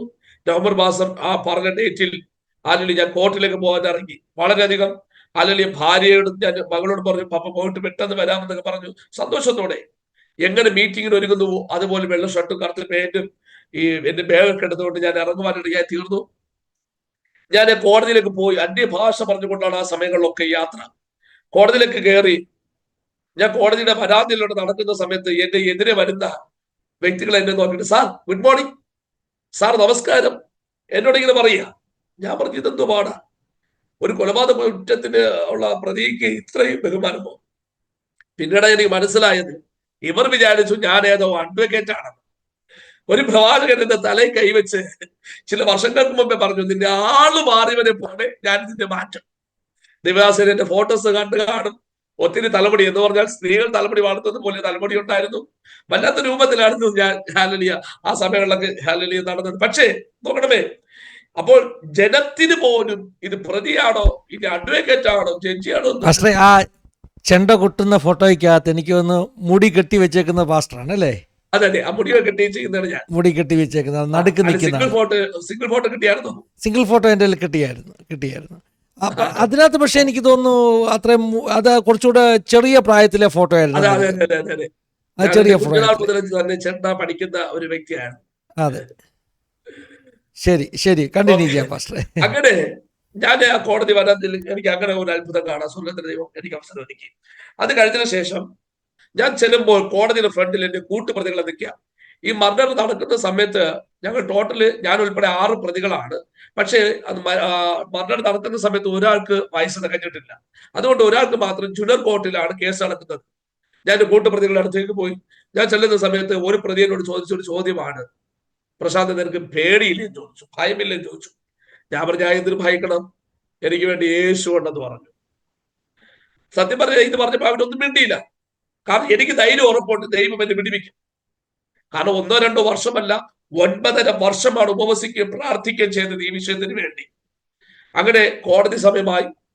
അതിന് ഞങ്ങളുടെ അഡ്വക്കേറ്റുമാരെല്ലാം വന്നു, പബ്ലിക് പ്രോസിക്യൂട്ടർ വന്നു, അതുപോലെ തന്നെ ജഡ്ജിയും കഴിഞ്ഞു വന്നു. ഞങ്ങളുടെ കേസ് വിളിച്ചു. കേസ് വിളിക്കുന്ന സമയത്ത് സാക്ഷി വിചാരണ നടക്കുക. ഒന്നാമത്തെ സാക്ഷി ആദ്യം 2 പ്രതികൾ കയറി, പിന്നെ അതിന്റെ പുറകിൽ ഞാൻ കയറി, പിന്നെ ബാക്കിയുള്ള 2 പ്രതികൾ. എന്ന് പറഞ്ഞു കഴിഞ്ഞാൽ ജഡ്ജി നോക്കുമ്പോഴൊക്കെ എന്റെ മുഖത്താണ് കാണുന്നത്. കാരണം അപ്പുറത്ത് 2 പേരും ഇപ്പുറത്ത് 2 പേരായിട്ട് ഞാൻ നിന്ന് അതിന്റെ നടുക്ക് നിന്ന് എന്റെ കൂട്ടുപ്രതികൾക്ക് വേണ്ടി ഞാൻ ശക്തമായി പ്രാർത്ഥിക്കാൻ തുടങ്ങി. ദൈവം എനിക്ക് അത്ഭുതം ചെയ്തേ മതിയാകത്തുള്ളൂ. അങ്ങനെ ഹല്ലേലൂയ പബ്ലിക് പ്രോസിക്യൂട്ടർ ഒന്നാമത്തെ ഹല്ലേലൂയ ഈ ചാർജ് ഷീറ്റ് എടുത്തിട്ട് ചാർജ് ഷീറ്റ് വായിച്ചു. 2011 മാർച്ച് മാസം 12-ാം തീയതി നടന്ന കൊലപാതക കുറ്റത്തിനകത്ത് 1ാം സാക്ഷിയോട് ചോദിച്ചു, ഈ നിൽക്കുന്ന പ്രതികൾ എന്തൊക്കെ ചെയ്തെന്ന് പറയാൻ പറഞ്ഞു. കാരണം എനിക്ക് ദൈവം അത്ഭുതം ചെയ്തേ പറ്റൂ. എന്റെ പ്രയർ കാർഡിലെ 1ാമത്തെ പ്രാർത്ഥന വിഷയമാണ് എന്റെ നേരെ വിരൽ ചൂണ്ടി സാക്ഷ്യം പറയരുത്. ആത്മാർത്ഥത്തോടെ ഞാൻ പ്രാർത്ഥിക്കാൻ തുടങ്ങി. അപ്പൊ A1 ഹല്ലേലൂയ എന്റെ കൂട്ടുപ്രതി A1, A2, A3, ഞാൻ A3 ആണ്. A4, A5 ഇങ്ങനെയാണ് നമ്മുടെ കാറ്റഗറി എന്ന് പറയുന്നത്. അപ്പൊ ഒന്നാമത്തെ പ്രതിയെ നോക്കിയിട്ട് ഈ ഒന്നാമത്തെ സാക്ഷി പറയാണ്, ഈ കേസിനകത്ത് ഞാൻ വെട്ടിച്ചുരുക്കി പറയാം, ഈ കേസിനകത്ത് ആ പ്രതി, ഒന്നാം പ്രതി വെട്ടുന്നത് കുത്തുന്നതും ഞാൻ കണ്ടു. ഞാൻ വളരെ അത് പറഞ്ഞുകൊണ്ട് തന്നെ ഞാൻ പ്രാർത്ഥിച്ചുകൊണ്ടിരിക്കുക. ഇടയ്ക്കിടയ്ക്ക് എന്റെ കൂട്ടുപ്രതികൾ പറയുന്നു, പ്രശാന്ത് വിട്ടാ നിൽക്ക്. എങ്കിലും ഞാൻ പ്രാർത്ഥിച്ചു, അന്യഭാഷ പറഞ്ഞ് പ്രാർത്ഥിച്ചുകൊണ്ടിരിക്കുക. ഉടൻ തന്നെ പബ്ലിക് പ്രോസിക്യൂട്ടർ ചോദിച്ചു, രണ്ടാമത്തെ പ്രതിയെ നോക്കിയിട്ട് പറഞ്ഞു, ഈ ഒന്നാമത്തെ സാക്ഷിയോട് ചോദിച്ചു, ഈ പ്രതി വെട്ടുന്നത് കുത്തുന്നത് കണ്ടോ എന്ന് ചോദിച്ചു. ഉടൻ തന്നെ ഈ സാക്ഷി പെട്ടെന്ന് അദ്ദേഹത്തെ നോക്കിയിട്ട് പറഞ്ഞു, ഈ പ്രതി വെട്ടുന്നത് കുത്തുന്നതൊക്കെ ഞാൻ കണ്ടു. അടുത്ത ഞാൻ നിൽക്കുക. ഞാൻ 9.5 വർഷം പ്രാർത്ഥിച്ചതിന്റെ മറുപടി സ്വർഗം എനിക്ക് ചെയ്തേ പറ്റത്തുള്ളൂ.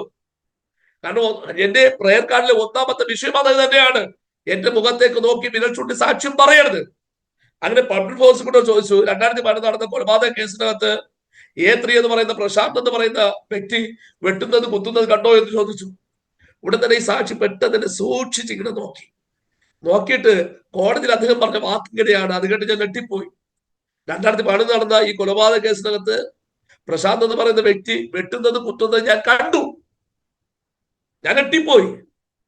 കാരണം ദൈവദാസനെ ഞാൻ 9.5 വർഷം പ്രാർത്ഥിച്ചതാ. പക്ഷേ കോടതിക്കകത്ത് ഇപ്പൊ കിട്ടിയത് ഒരു നെഗറ്റീവാ. നമ്മൾ 5 പേരുണ്ടായിരിക്കുന്ന സ്ഥാനത്ത് ഈ 5 പേര് ഹല്ലേലൂയ ചൂണ്ടി ഈ ഒന്നാമത്തെ സാക്ഷി ഹല്ലേലൂയ ഞങ്ങൾക്കെതിരെ സാക്ഷി പറഞ്ഞു. ഞാൻ പുറത്തിറങ്ങി, ഞാൻ കരയാൻ തുടങ്ങി. എന്റെ വീട്ടുകാരെ ഞാൻ വിളിച്ചു പറഞ്ഞു, എന്റെ ഈ കേസിനകത്ത് ശിക്ഷിക്കും, ഇനി എന്താ തീരുമെന്ന് എനിക്ക് അറിയത്തില്ല. വളരെയധികം ഭാരപ്പെട്ട് പ്രയാസപ്പെട്ട് ഇരിക്കുന്ന സമയം ഞാൻ വീട്ടിൽ ചെന്നു, കഥകടച്ച് ഞാൻ കിടന്ന് ഹല്ലേലൂയ കരയാൻ തുടങ്ങി. വീണ്ടും ഞാനും എന്റെ ഭാര്യ കുഞ്ഞും രാത്രികാലങ്ങളിൽ ശക്തമായി പ്രാർത്ഥിക്കാൻ തുടങ്ങി. ദൈവം എനിക്ക് വേണ്ടി അത്ഭുതം ചെയ്തേ മതിയാകത്തുള്ളൂ. അങ്ങനെ ഇരിക്കുന്ന സമയത്താണ് ഞാൻ രാത്രി പ്രാർത്ഥിക്കുന്ന സമയത്ത് എനിക്ക് എന്റെ ഹൃദയത്തിനകത്തൊരു ചിന്ത വന്നു, ഈ കേസിനകത്ത് ആരെങ്കിലും ഒരാളെങ്കിലും സാക്ഷി മാറ്റി പറഞ്ഞാൽ പരമാവധി ശിക്ഷയെങ്കിലും കുറച്ച് കിട്ടും. ഇങ്ങനെ ചിന്തിച്ചു. അടുത്ത പ്രഭാതമായപ്പോ വീണ്ടും ഞാൻ രണ്ടാമത്തെ സാക്ഷി വിചാരണയ്ക്ക് വേണ്ടി പോകാൻ വേണ്ടി ഇറങ്ങി. ആദ്യത്തെ ദിവസത്തെ അന്യഭാഷയില്ല, ആദ്യത്തെ ദിവസം സ്തോത്രമില്ല. എങ്കിലും ഇടയ്ക്കിടയ്ക്ക് സ്തോത്രം പറഞ്ഞ് അന്യഭാഷ പറഞ്ഞുകൊണ്ട് ഹല്ലേലൂയ ഞാൻ കോർട്ടിലേക്ക് പോയി. വീണ്ടും ജഡ്ജി വന്നു, പബ്ലിക് പ്രോസിക്യൂട്ടർ വന്നു, ഞങ്ങളുടെ അഡ്വക്കേറ്റുമാർ വന്നു, കേസ് തുടങ്ങി. കേസ് തുടങ്ങിയ സമയത്ത് രണ്ടാമത്തെ സാക്ഷി ചോദിച്ചു, ഈ പ്രതികളൊക്കെ വെട്ടാകുത്തുന്നതൊക്കെ നിങ്ങൾ കണ്ടോ എന്ന് ചോദിച്ചു.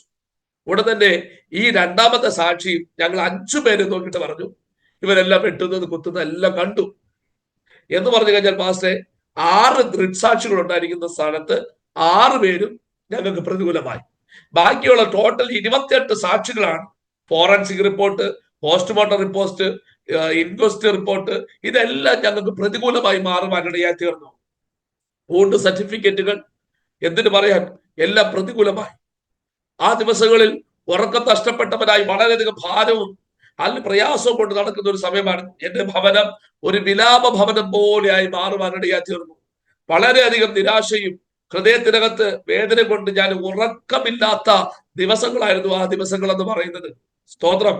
എന്റെ ഭവനം നല്ല ഭക്ഷണം കഴിക്കുന്നില്ല, വളരെ നിരാശ കൊണ്ട് കിടക്കുന്നു. അങ്ങനെ ഇരിക്കുന്ന സമയത്താണ് 2020 ഫെബ്രുവരി മാസം 12-ാം തീയതി ഞങ്ങളുടെ കേസിന്റെ ജഡ്ജ്മെന്റ് ഡേറ്റ് ഇട്ടു. ജഡ്ജ്മെന്റ് ഡേറ്റ് എന്ന് പറഞ്ഞു കഴിഞ്ഞാൽ 28 സാക്ഷികളും ഞങ്ങൾക്ക് പ്രതികൂലമായി മാറി. എന്ന് പറഞ്ഞാൽ അല്പം പോലും പ്രത്യാശയില്ല, അല്പം പോലും ഹോപ്പില്ല. Price the Lord. പക്ഷെ എങ്കിലും എനിക്ക് വേണ്ടി പ്രാർത്ഥിക്കുന്ന സഭകൾ, ദൈവദാസന്മാരുണ്ടായിരുന്നു. ഹല്ലേലൂയ. എനിക്ക് വേണ്ടി കരയുന്ന ഒരു കുടുംബം ഉണ്ടായിരുന്നു. ആ ദിവസമായപ്പോൾ ഹല്ലേലൂയ എന്റെ ഭവനത്തിൽ നിന്നും ഞാൻ ജഡ്ജ്മെന്റ് ഡേറ്റിന് പോകാൻ വേണ്ടി ഇറങ്ങുന്ന സമയത്ത് എന്റെ വീട്ടിൽ മൊത്തം കണ്ണുനീരിന്റെ അവസ്ഥയായി മാറി. അങ്ങനെ എന്റെ സഹോദരങ്ങളും അതുപോലെ തന്നെ എന്റെ ഭാര്യയും എല്ലാം പറഞ്ഞു, എന്നോടൊപ്പം കോർട്ടിലേക്ക് വരികയാണെന്ന് പറഞ്ഞു. ഞാൻ പറഞ്ഞു, ആരും വരരുത്. കാരണം എനിക്ക് ജയിലിൽ പോകുന്നത് എനിക്ക് ഭയമുള്ള കാര്യമല്ല. പക്ഷേ നിങ്ങളുടെ മുമ്പിൽ വെച്ച് വിലങ്ങ് ധരിച്ച് നിങ്ങളുടെ മുമ്പിൽ വെച്ച് എന്നെ കൊണ്ടുപോകുന്നത്, അത് നിങ്ങൾ കാണുന്നത്, അത് എനിക്ക് വേദനയാണെന്ന് പറഞ്ഞു. ഞാൻ പറഞ്ഞു, ആരും വരരുതെന്ന് പറഞ്ഞു. എന്റെ മോളെ കെട്ടിപ്പിടിച്ച് കരഞ്ഞൊരു ഉമ്മയെ കൊടുത്തിട്ട് ഞാൻ പറഞ്ഞു, പപ്പ വേഗത്തിൽ പോയിട്ട് വരാം. ഞാൻ കോർട്ടിലേക്ക് പോയി. കോർട്ടിന്റെ അവസ്ഥ ഭയങ്കരമായിട്ടുള്ള മാറിക്കിടക്കുന്നു എന്ന് പറഞ്ഞു കഴിഞ്ഞാൽ ഒരു കൂട്ടം ജനം വന്ന് അവിടെ പൊതിഞ്ഞു നിൽക്കുകയാണ്. ഒരു കൂട്ടം പോലീസുകാരന്മാർ വന്ന് നിൽക്കുന്നു. അവിടുത്തെ SI അന്ന് അവിടെ ഞങ്ങൾ 5 പ്രതികളെ നോക്കിയിട്ട് പറഞ്ഞു, ഈ പ്രതികളെ വളഞ്ഞു നിന്നോളണം, ഈ പ്രതികളെയാണ് നമുക്ക് ഇന്ന് അറസ്റ്റ് ചെയ്ത് ജയിലിൽ അടയ്ക്കേണ്ടത്. ഇതെല്ലാം കേട്ടപ്പോൾ ഞാൻ വളരെയധികം തകർന്നു പോയി. ഞങ്ങളെ ഹല്ലേലൂയ ശിക്ഷിക്കുമെന്നുള്ള ആ ഒരു ധാരണയിലെത്തി എനിക്ക് മനസ്സിലായി. അങ്ങനെ ഹല്ലേലൂയ അഡ്വക്കേറ്റും അതുപോലെ തന്നെ പബ്ലിക് പ്രോസിക്യൂട്ടറും ജഡ്ജിയെല്ലാം വന്നു. ഞങ്ങളെ കോർട്ടിലേക്ക് വിളിച്ചു. പ്രതിക്കൂട്ടി നിൽക്കുന്ന ഞങ്ങളോട് പറഞ്ഞു, പ്രതിക്കൂട്ടി ഇറങ്ങി വരാൻ പറഞ്ഞു. എന്നിട്ട് ജഡ്ജിയുടെ ഏകദേശം അടുത്ത് A1, A2, A3, A4, A5 ഇങ്ങനെ വരിവരിയായിട്ട് നിൽക്കാൻ പറഞ്ഞു. എന്നിട്ട് ജഡ്ജിമെന്റ് പേപ്പർ എടുത്ത് വായിക്കാൻ തുടങ്ങി. ഒന്നാമത്തെ പ്രതി നോക്കിയിട്ട് അല്ലെങ്കിൽ അദ്ദേഹം വായിച്ചത് ഇങ്ങനെയാണ്: ഈ കേസിനകത്ത് ഈ 304 വകുപ്പ് പ്രകാരം നിന്നെ കുറ്റക്കാരനെന്ന് കണ്ടെത്തിയിരിക്കുന്നു എന്ന് പറഞ്ഞു. എന്നിട്ട് പറഞ്ഞു, ശിക്ഷയെ കുറിച്ച് വല്ല പറയാനുണ്ടോ ചോദിച്ചു. ഉടൻ തന്നെ അദ്ദേഹം പറഞ്ഞു, എനിക്ക് ഭാര്യയും കുഞ്ഞും അപ്പനും അമ്മയും ഉണ്ട്, ഞാൻ വാഹനം ഓടിച്ചാണ് കുടുംബത്തെ നോക്കുന്നത്, ഈ കോടതി എനിക്ക് പരമാവധി ശിക്ഷ കുറച്ചു തരണമെന്ന് പറഞ്ഞു. അദ്ദേഹം എന്തൊക്കെ എഴുതിയിട്ട് ആ പ്രതിയോട് പറഞ്ഞു, ഇത്ര വർഷത്തേക്ക് ഈ കോടതി നിന്നെ ശിക്ഷിക്കുന്നു. ഇത് കേട്ടപ്പോൾ ഞാൻ തകർന്നു പോയി. കാരണം ഒന്നി തുടങ്ങി പിന്നെ 3 ആണല്ലോ. വല്ലാത്തൊരു അവസ്ഥയായി പോയി. എന്റെ കണ്ണുനീർ ധാരധാരെ ഒഴുകാൻ തുടങ്ങി. ആ കോടതി മുറിക്കകത്ത് വെച്ച് വളരെയധികം നിശബ്ദമായി കിടക്കുന്നു കോടതി. ഉടൻ തന്നെ രണ്ടാമത്തെ A2 വിളിച്ചിട്ട് പറഞ്ഞു, നിങ്ങളെ 324 വകുപ്പ് പ്രകാരം ഈ കോടതി കുറ്റക്കാരെന്ന് കണ്ടെത്തിയിരിക്കുന്നു, ശിക്ഷയെ കുറിച്ച് വല്ല പറയാനുണ്ടോ ചോദിച്ചു. ഉടൻ തന്നെ ഈ പ്രതി പറഞ്ഞു, എനിക്ക് ഭാര്യയും കുഞ്ഞുമുണ്ട്, അപ്പനില്ല അമ്മയുണ്ട്, ഞാൻ കൂലിപ്പണിയെടുത്താണ് കുടുംബത്തെ നോക്കുന്നത്, ഈ കോടതി പരമാവധി ശിക്ഷ കുറച്ചു തരണമെന്ന് പറഞ്ഞു. ഉടൻ തന്നെ ജഡ്ജി എന്തോ എഴുതിയിട്ട് പറഞ്ഞു, ഇത്തരം വർഷത്തേക്ക് ഈ കോടതി നിന്നെ ശിക്ഷിക്കുന്നു. ഇത് പറഞ്ഞുകൊണ്ടിരിക്കുന്ന സമയത്ത് ഞാൻ തലകുടിച്ച് നിൽക്കുകയാണ്. കണ്ണുനീരിങ്ങനെ ധാരധാരയെ ഒഴുകുന്നു. പെട്ടെന്ന് ദൈവത്തിന്റെ പരിശുദ്ധാത്മാവിനോട് ഇടപെടാൻ തുടങ്ങി. ഒരു വചനം ദൈവദാസനെ എന്റെ ഹൃദയത്തിനകത്ത് കൊണ്ടിട്ടു. ഈ വചനം ആ കോർട്ടിനകത്ത് വെച്ച് ജഡ്ജിയുടെ മുഖത്തേക്ക് നോക്കി പറയാൻ പറഞ്ഞു. പക്ഷേ ഈ കേരള ചരിത്രത്തിന്റെ അകത്ത് നടക്കാത്ത ഒരു സംഭവമാണ്. ആ സമയത്ത് ജഡ്ജിയുടെ മുഖത്ത് നോക്കി ഒരു വാക്ക് പറയുക എന്നുള്ളത് അത് നടക്കാത്ത കാര്യമാണ്. പക്ഷേ അവസ്ഥ അതാണ്. പക്ഷെ ദൈവത്തിന്റെ ആത്മാവ് പറഞ്ഞു, അതുവരേക്ക് തലകുടിച്ച് കരഞ്ഞുകൊണ്ടിരുന്ന ഞാൻ പെട്ടെന്ന് ശക്തി പൂണ്ടവനായി മാറി. ഉടൻ തന്നെ ദൈവാത്മാവ് എന്നോട് പറഞ്ഞ ആ ദൈവവചനം ഞാൻ ജഡ്ജിയുടെ മുഖത്ത് നോക്കി പറയാൻ വേണ്ടി തുടങ്ങി. 121 സങ്കീർത്തനം അതിന്റെ 1-ാമത്തെ തിരുവേദ ഭാഗമാണ് ദൈവത്തിന്റെ പരിശുദ്ധാത്മാവിന്റെ ഹൃദയത്തിനകത്ത് കൊണ്ടിട്ടത്. ഞാൻ എന്റെ കണ്ണു പർവ്വതങ്ങളിലേക്ക് ഉയർത്തുന്നു, എനിക്ക് സഹായം എവിടെ നിന്ന് വരും? എന്റെ സഹായം ആകാശത്തെയും ഭൂമിയും ഉണ്ടാക്കിയ യഹോവയുടെ പക്കൽ നിന്ന് വരുന്നു എന്ന് ജഡ്ജിയുടെ മുഖത്തേക്ക് നോക്കി ഞാൻ ആത്മാർത്ഥോടെ ഈ വചനം വിളിച്ചു പറഞ്ഞു.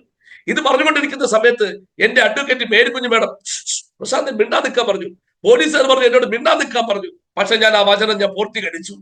ഉടൻ തന്നെ ജഡ്ജി എന്റെ മുഖത്തേക്ക് ഒരു നോട്ടം നോക്കിയിട്ട് ഒരു ചെറിയൊരു പുഞ്ചിരി, എന്നിട്ട് എന്തോ എഴുതിയിട്ട് അദ്ദേഹം എനിക്ക് വേണ്ടി ആ ജഡ്ജ്മെന്റ് ആ കോടതിയിൽ 2020 ഫെബ്രുവരി മാസം 12-ാം തീയതി വായിച്ചത് ഇങ്ങനെയാണ്: 2011 മാർച്ച് മാസം നടന്ന കൊലപാതക കേസിനകത്ത് പ്രശാന്ത് മുതൽ ബാക്കി പ്രതികളെ ഈ കോടതി വെറുതെ വിടുന്നു.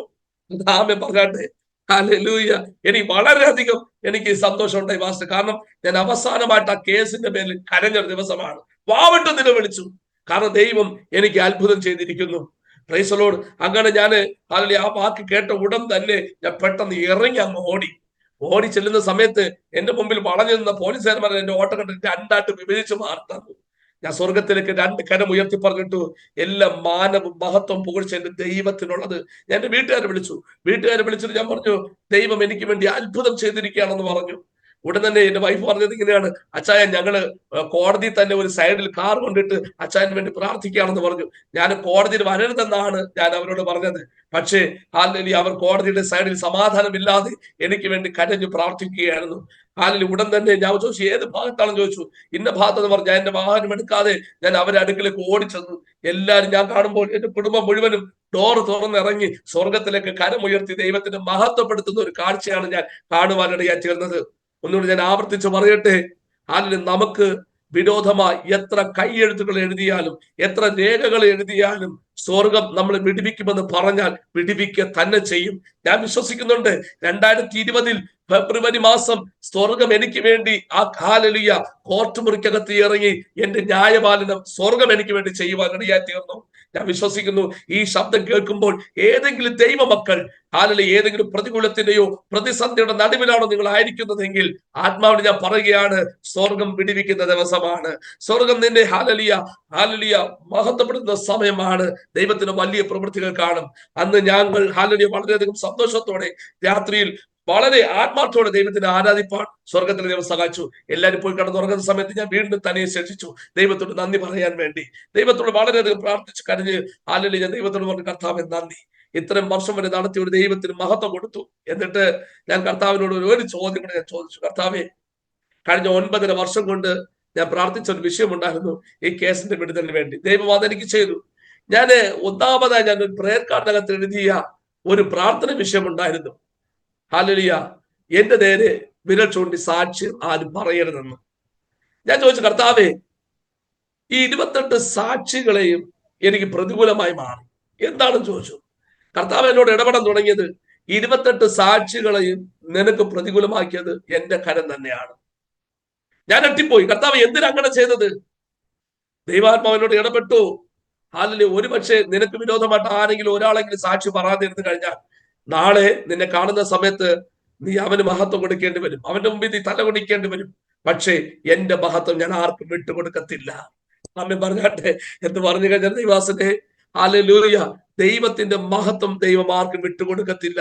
ദൈവം അനുകൂലമെങ്കിൽ പ്രതികൂലമാ. തീച്ചൂളയുടെ നടുവിലും ഹല്ലേലൂയ നെബൂഖദ്നേസർ രാജാവ് കത്തിച്ച തീക്കകത്തും എബ്രായ ബാലന്മാർക്ക് വേണ്ടി സ്വർഗം ഇറങ്ങിയതുപോലെ ദൈവം എനിക്ക് വേണ്ടി ഇറങ്ങുവാനിടയായി തീർന്നു. ഹല്ലേലൂയ, അത്ഭുതങ്ങൾ കണ്ടു, അടയാളങ്ങൾ കണ്ടു, ദൈവ പ്രവൃത്തികൾ കണ്ടു. ഒന്നും കൂടെ പറഞ്ഞു കഴിഞ്ഞാൽ ഏറ്റവും സന്തുഷ്ടമായിട്ടുള്ള ജീവിതം നയിക്കുവാൻ സ്വർഗത്തിലെ ദൈവം അവസരങ്ങൾ ഒരുക്കി. ഇന്ന് വിദേശ രാജ്യങ്ങളിലും മറ്റിടങ്ങളിലൊക്കെയും പോയി കർത്താവിന്റെ നാമത്തെ ഉയർത്തുവാനുള്ള അവസരങ്ങൾ ദൈവം എനിക്ക് വേണ്ടി ചെയ്തുകൊണ്ടിരിക്കുന്നു. ഇതൊക്കെയാണ് എന്റെ സാക്ഷ്യം എന്ന് പറയുന്നത്. താങ്ക് യു പാസ്റ്റർ, ജീവിതാനുഭവങ്ങൾ പങ്കുവച്ചതിൽ. ജീവിതത്തെ കർത്താവ് മാറ്റിമറിക്കുവാനിടയായി തീർന്നല്ലേ? ആമേൻ. പക്ഷേ അന്ന് ആ അപ്പച്ചന്മാർ ജയിലിൽ വെച്ച് നമ്മളെ കണ്ടുമുട്ടിയില്ലായിരുന്നെങ്കിൽ, ആ അപ്പച്ചന്മാരെ നമ്മൾ കണ്ടുമുട്ടിയില്ലായിരുന്നെങ്കിൽ ഇന്ന് നമ്മുടെ ജീവിതത്തിന്റെ അവസ്ഥ എന്താകുമായിരുന്നു? അതെ അതെ, വളരെയധികം. വീണ്ടും മൃഗതുല്യമായി ജീവിക്കും, ജാമ്യം ലഭിക്കുന്നപ്പോൾ വീണ്ടും അടുത്ത കേസിൽ ചെല്ലും, വിഷയങ്ങളുണ്ടാകും, ഒക്കെ നടക്കുമായിരുന്നു. പക്ഷെ അവിടെ നിന്നെല്ലാം ദൈവം പിടിപ്പിച്ചു.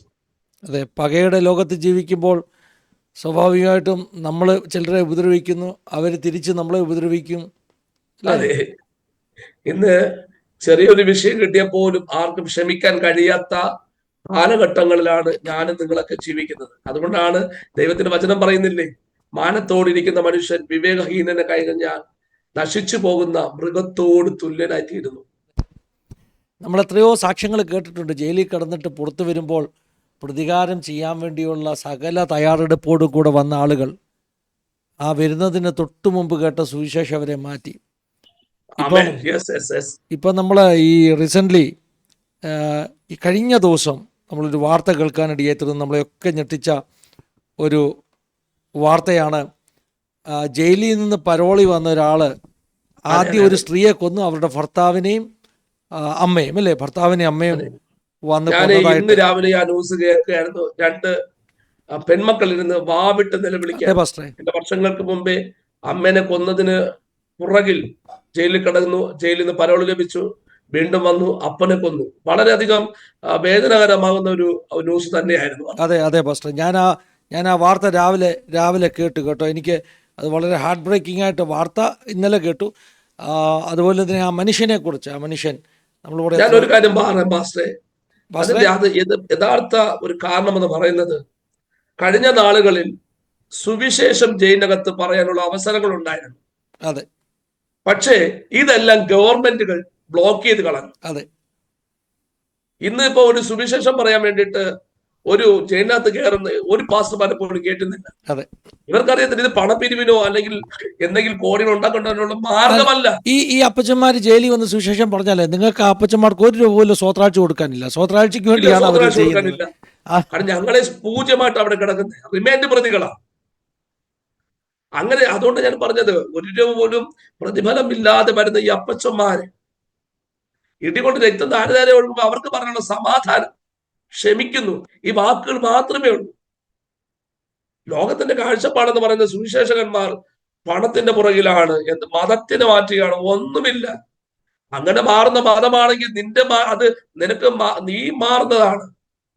ഇവിടെ മനസ്സ് മാറ്റം മാത്രമേ നടത്തുള്ളൂ. ഞങ്ങൾ പേര് മാറാൻ പറയുന്നില്ല. എന്തൊക്കെ സാഹചര്യങ്ങളിലൂടെ മനുഷ്യൻ പോകുന്നത്. ഞാൻ ആ വാർത്ത കേട്ട് ഞെട്ടി. ചെന്താമര, അയാളുടെ പേരാണ് ചെന്താമര. ചെന്താമര, അതെ അതെ. ചെന്താമര എന്ന് പറഞ്ഞാൽ മനുഷ്യൻ വർഷങ്ങൾക്ക് മുമ്പേ ആ ഒരു സ്ത്രീയെ കൊന്നു. ഇപ്പം പരോളിൽ അടങ്ങിയിട്ട് ആ സ്ത്രീയുടെ ഭർത്താവിനെ അമ്മയെ കൊന്നിരിക്കുന്നു. അതിന്റെ എന്തൊരു കാരണം വൈരാഗ്യം എന്ന് മനസ്സിൽ. പറയുന്നത് വേറെ ഒരു കാരണമല്ല, സംശയം. സംശയത്തിന്റെ നിഴലിൽ, ഒരു സംശയത്തിന്റെ നിഴലിൽ രണ്ട് വ്യക്തികളെ കൊലപ്പെടുത്തുക എന്ന് പറഞ്ഞു കഴിഞ്ഞാൽ ആ മനുഷ്യൻ മൃഗതുല്യമായി എത്രമാത്രം പിശാചിന്റെ സ്വാധീനം വെളിപ്പെട്ടു എന്നുള്ളതാണ്. അതിനെ പൊളിക്കുവാൻ വേണ്ടിയിട്ടാണ് ചില ജയിൽ മിനിസ്ട്രീസിനൊക്കെ വേണ്ടി ദൈവം അയക്കുന്നത്. പക്ഷെ ഗവൺമെന്റ് അതൊക്കെ ബ്ലോക്ക് ചെയ്ത് കളഞ്ഞു. അതെ, ഞാൻ പറയുന്നത്, ഈ ഗവൺമെന്റിന്റെ പല മേഖലകളിൽ സുവിശേഷകരെ തടയുന്ന സ്ഥലങ്ങളെല്ലാം വീണ്ടും ചില മൃഗതുല്യമായിട്ട് ഇറങ്ങുന്നല്ല, ഒരു മാറ്റവും സംഭവിക്കുന്നില്ല. ഒരിക്കലും കാരാഗ്രഹ ജീവിതം, ഞാൻ എന്റെ അനുഭവത്തിൽ പറയാം, കാരാഗ്രഹ ജീവിതം ഒരു മനുഷ്യനെ മാറ്റുന്നില്ല. കാരണം ഞാൻ ആദ്യമായിട്ട് 18-ാമത്തെ വയസ്സിൽ തിരുവനന്തപുരത്തുള്ള നമ്മുടെ സബ് ജയിലിനകത്ത് കടന്ന് ഞാൻ പുറത്തിറങ്ങുന്ന സമയത്ത് അടുത്തത് എനിക്ക് ഭയങ്കര ധൈര്യം, കോൺഫിഡന്റും ആയിരുന്നു അടുത്ത തെറ്റുകൾ ചെയ്യാൻ. കാരണം ഈ 18-ാമത്തെ വയസ്സിൽ 307 ഞാൻ 307 വകുപ്പ് പ്രകാരമാണ് കയറിയെങ്കിൽ 2011 ഞാൻ കയറുന്നത് 302 വകുപ്പുകൾ മാറി. അത്രമാത്രം മൃഗതുല്യമായി ജീവിച്ചു.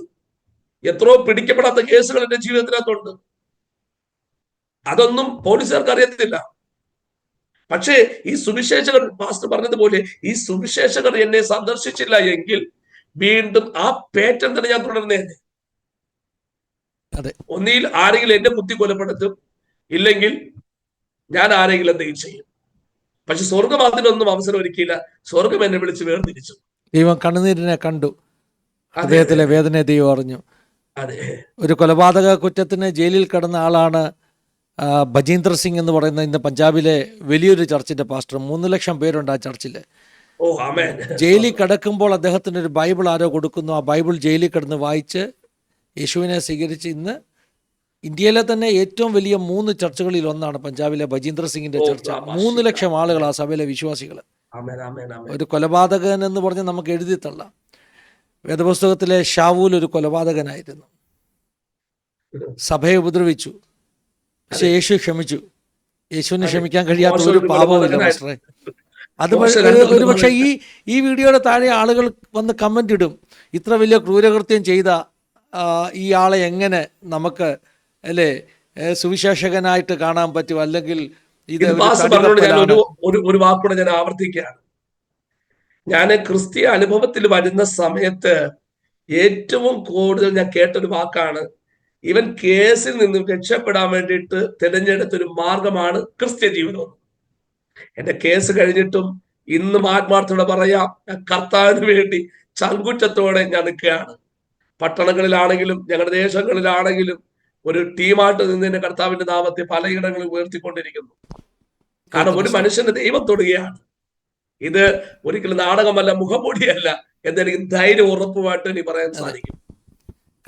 കർത്താവ് ഒരുവനെ ക്ഷമിച്ചു കഴിഞ്ഞാലേ അതെ, എല്ലാ പാപങ്ങളെയും ശുദ്ധീകരിക്കുന്ന കർത്താവ്. ഏറ്റവും വലിയ പാപിക്ക് പോലും അവസരമുണ്ട്. ഏറ്റവും വലിയ പാപിക്ക് പോലും അവസരമുണ്ട്. ഒരു മനുഷ്യന് പോലും അവസരമില്ലാത്തതായിട്ടില്ല. പക്ഷേ ഈ റോമാലേഖനത്തിൽ പൗലോസ് പറയുന്നത് പോലെ ആ അവസരത്തെ നമ്മൾ എന്ത് ചെയ്യുന്നു? നിഷേധിക്കുന്നു.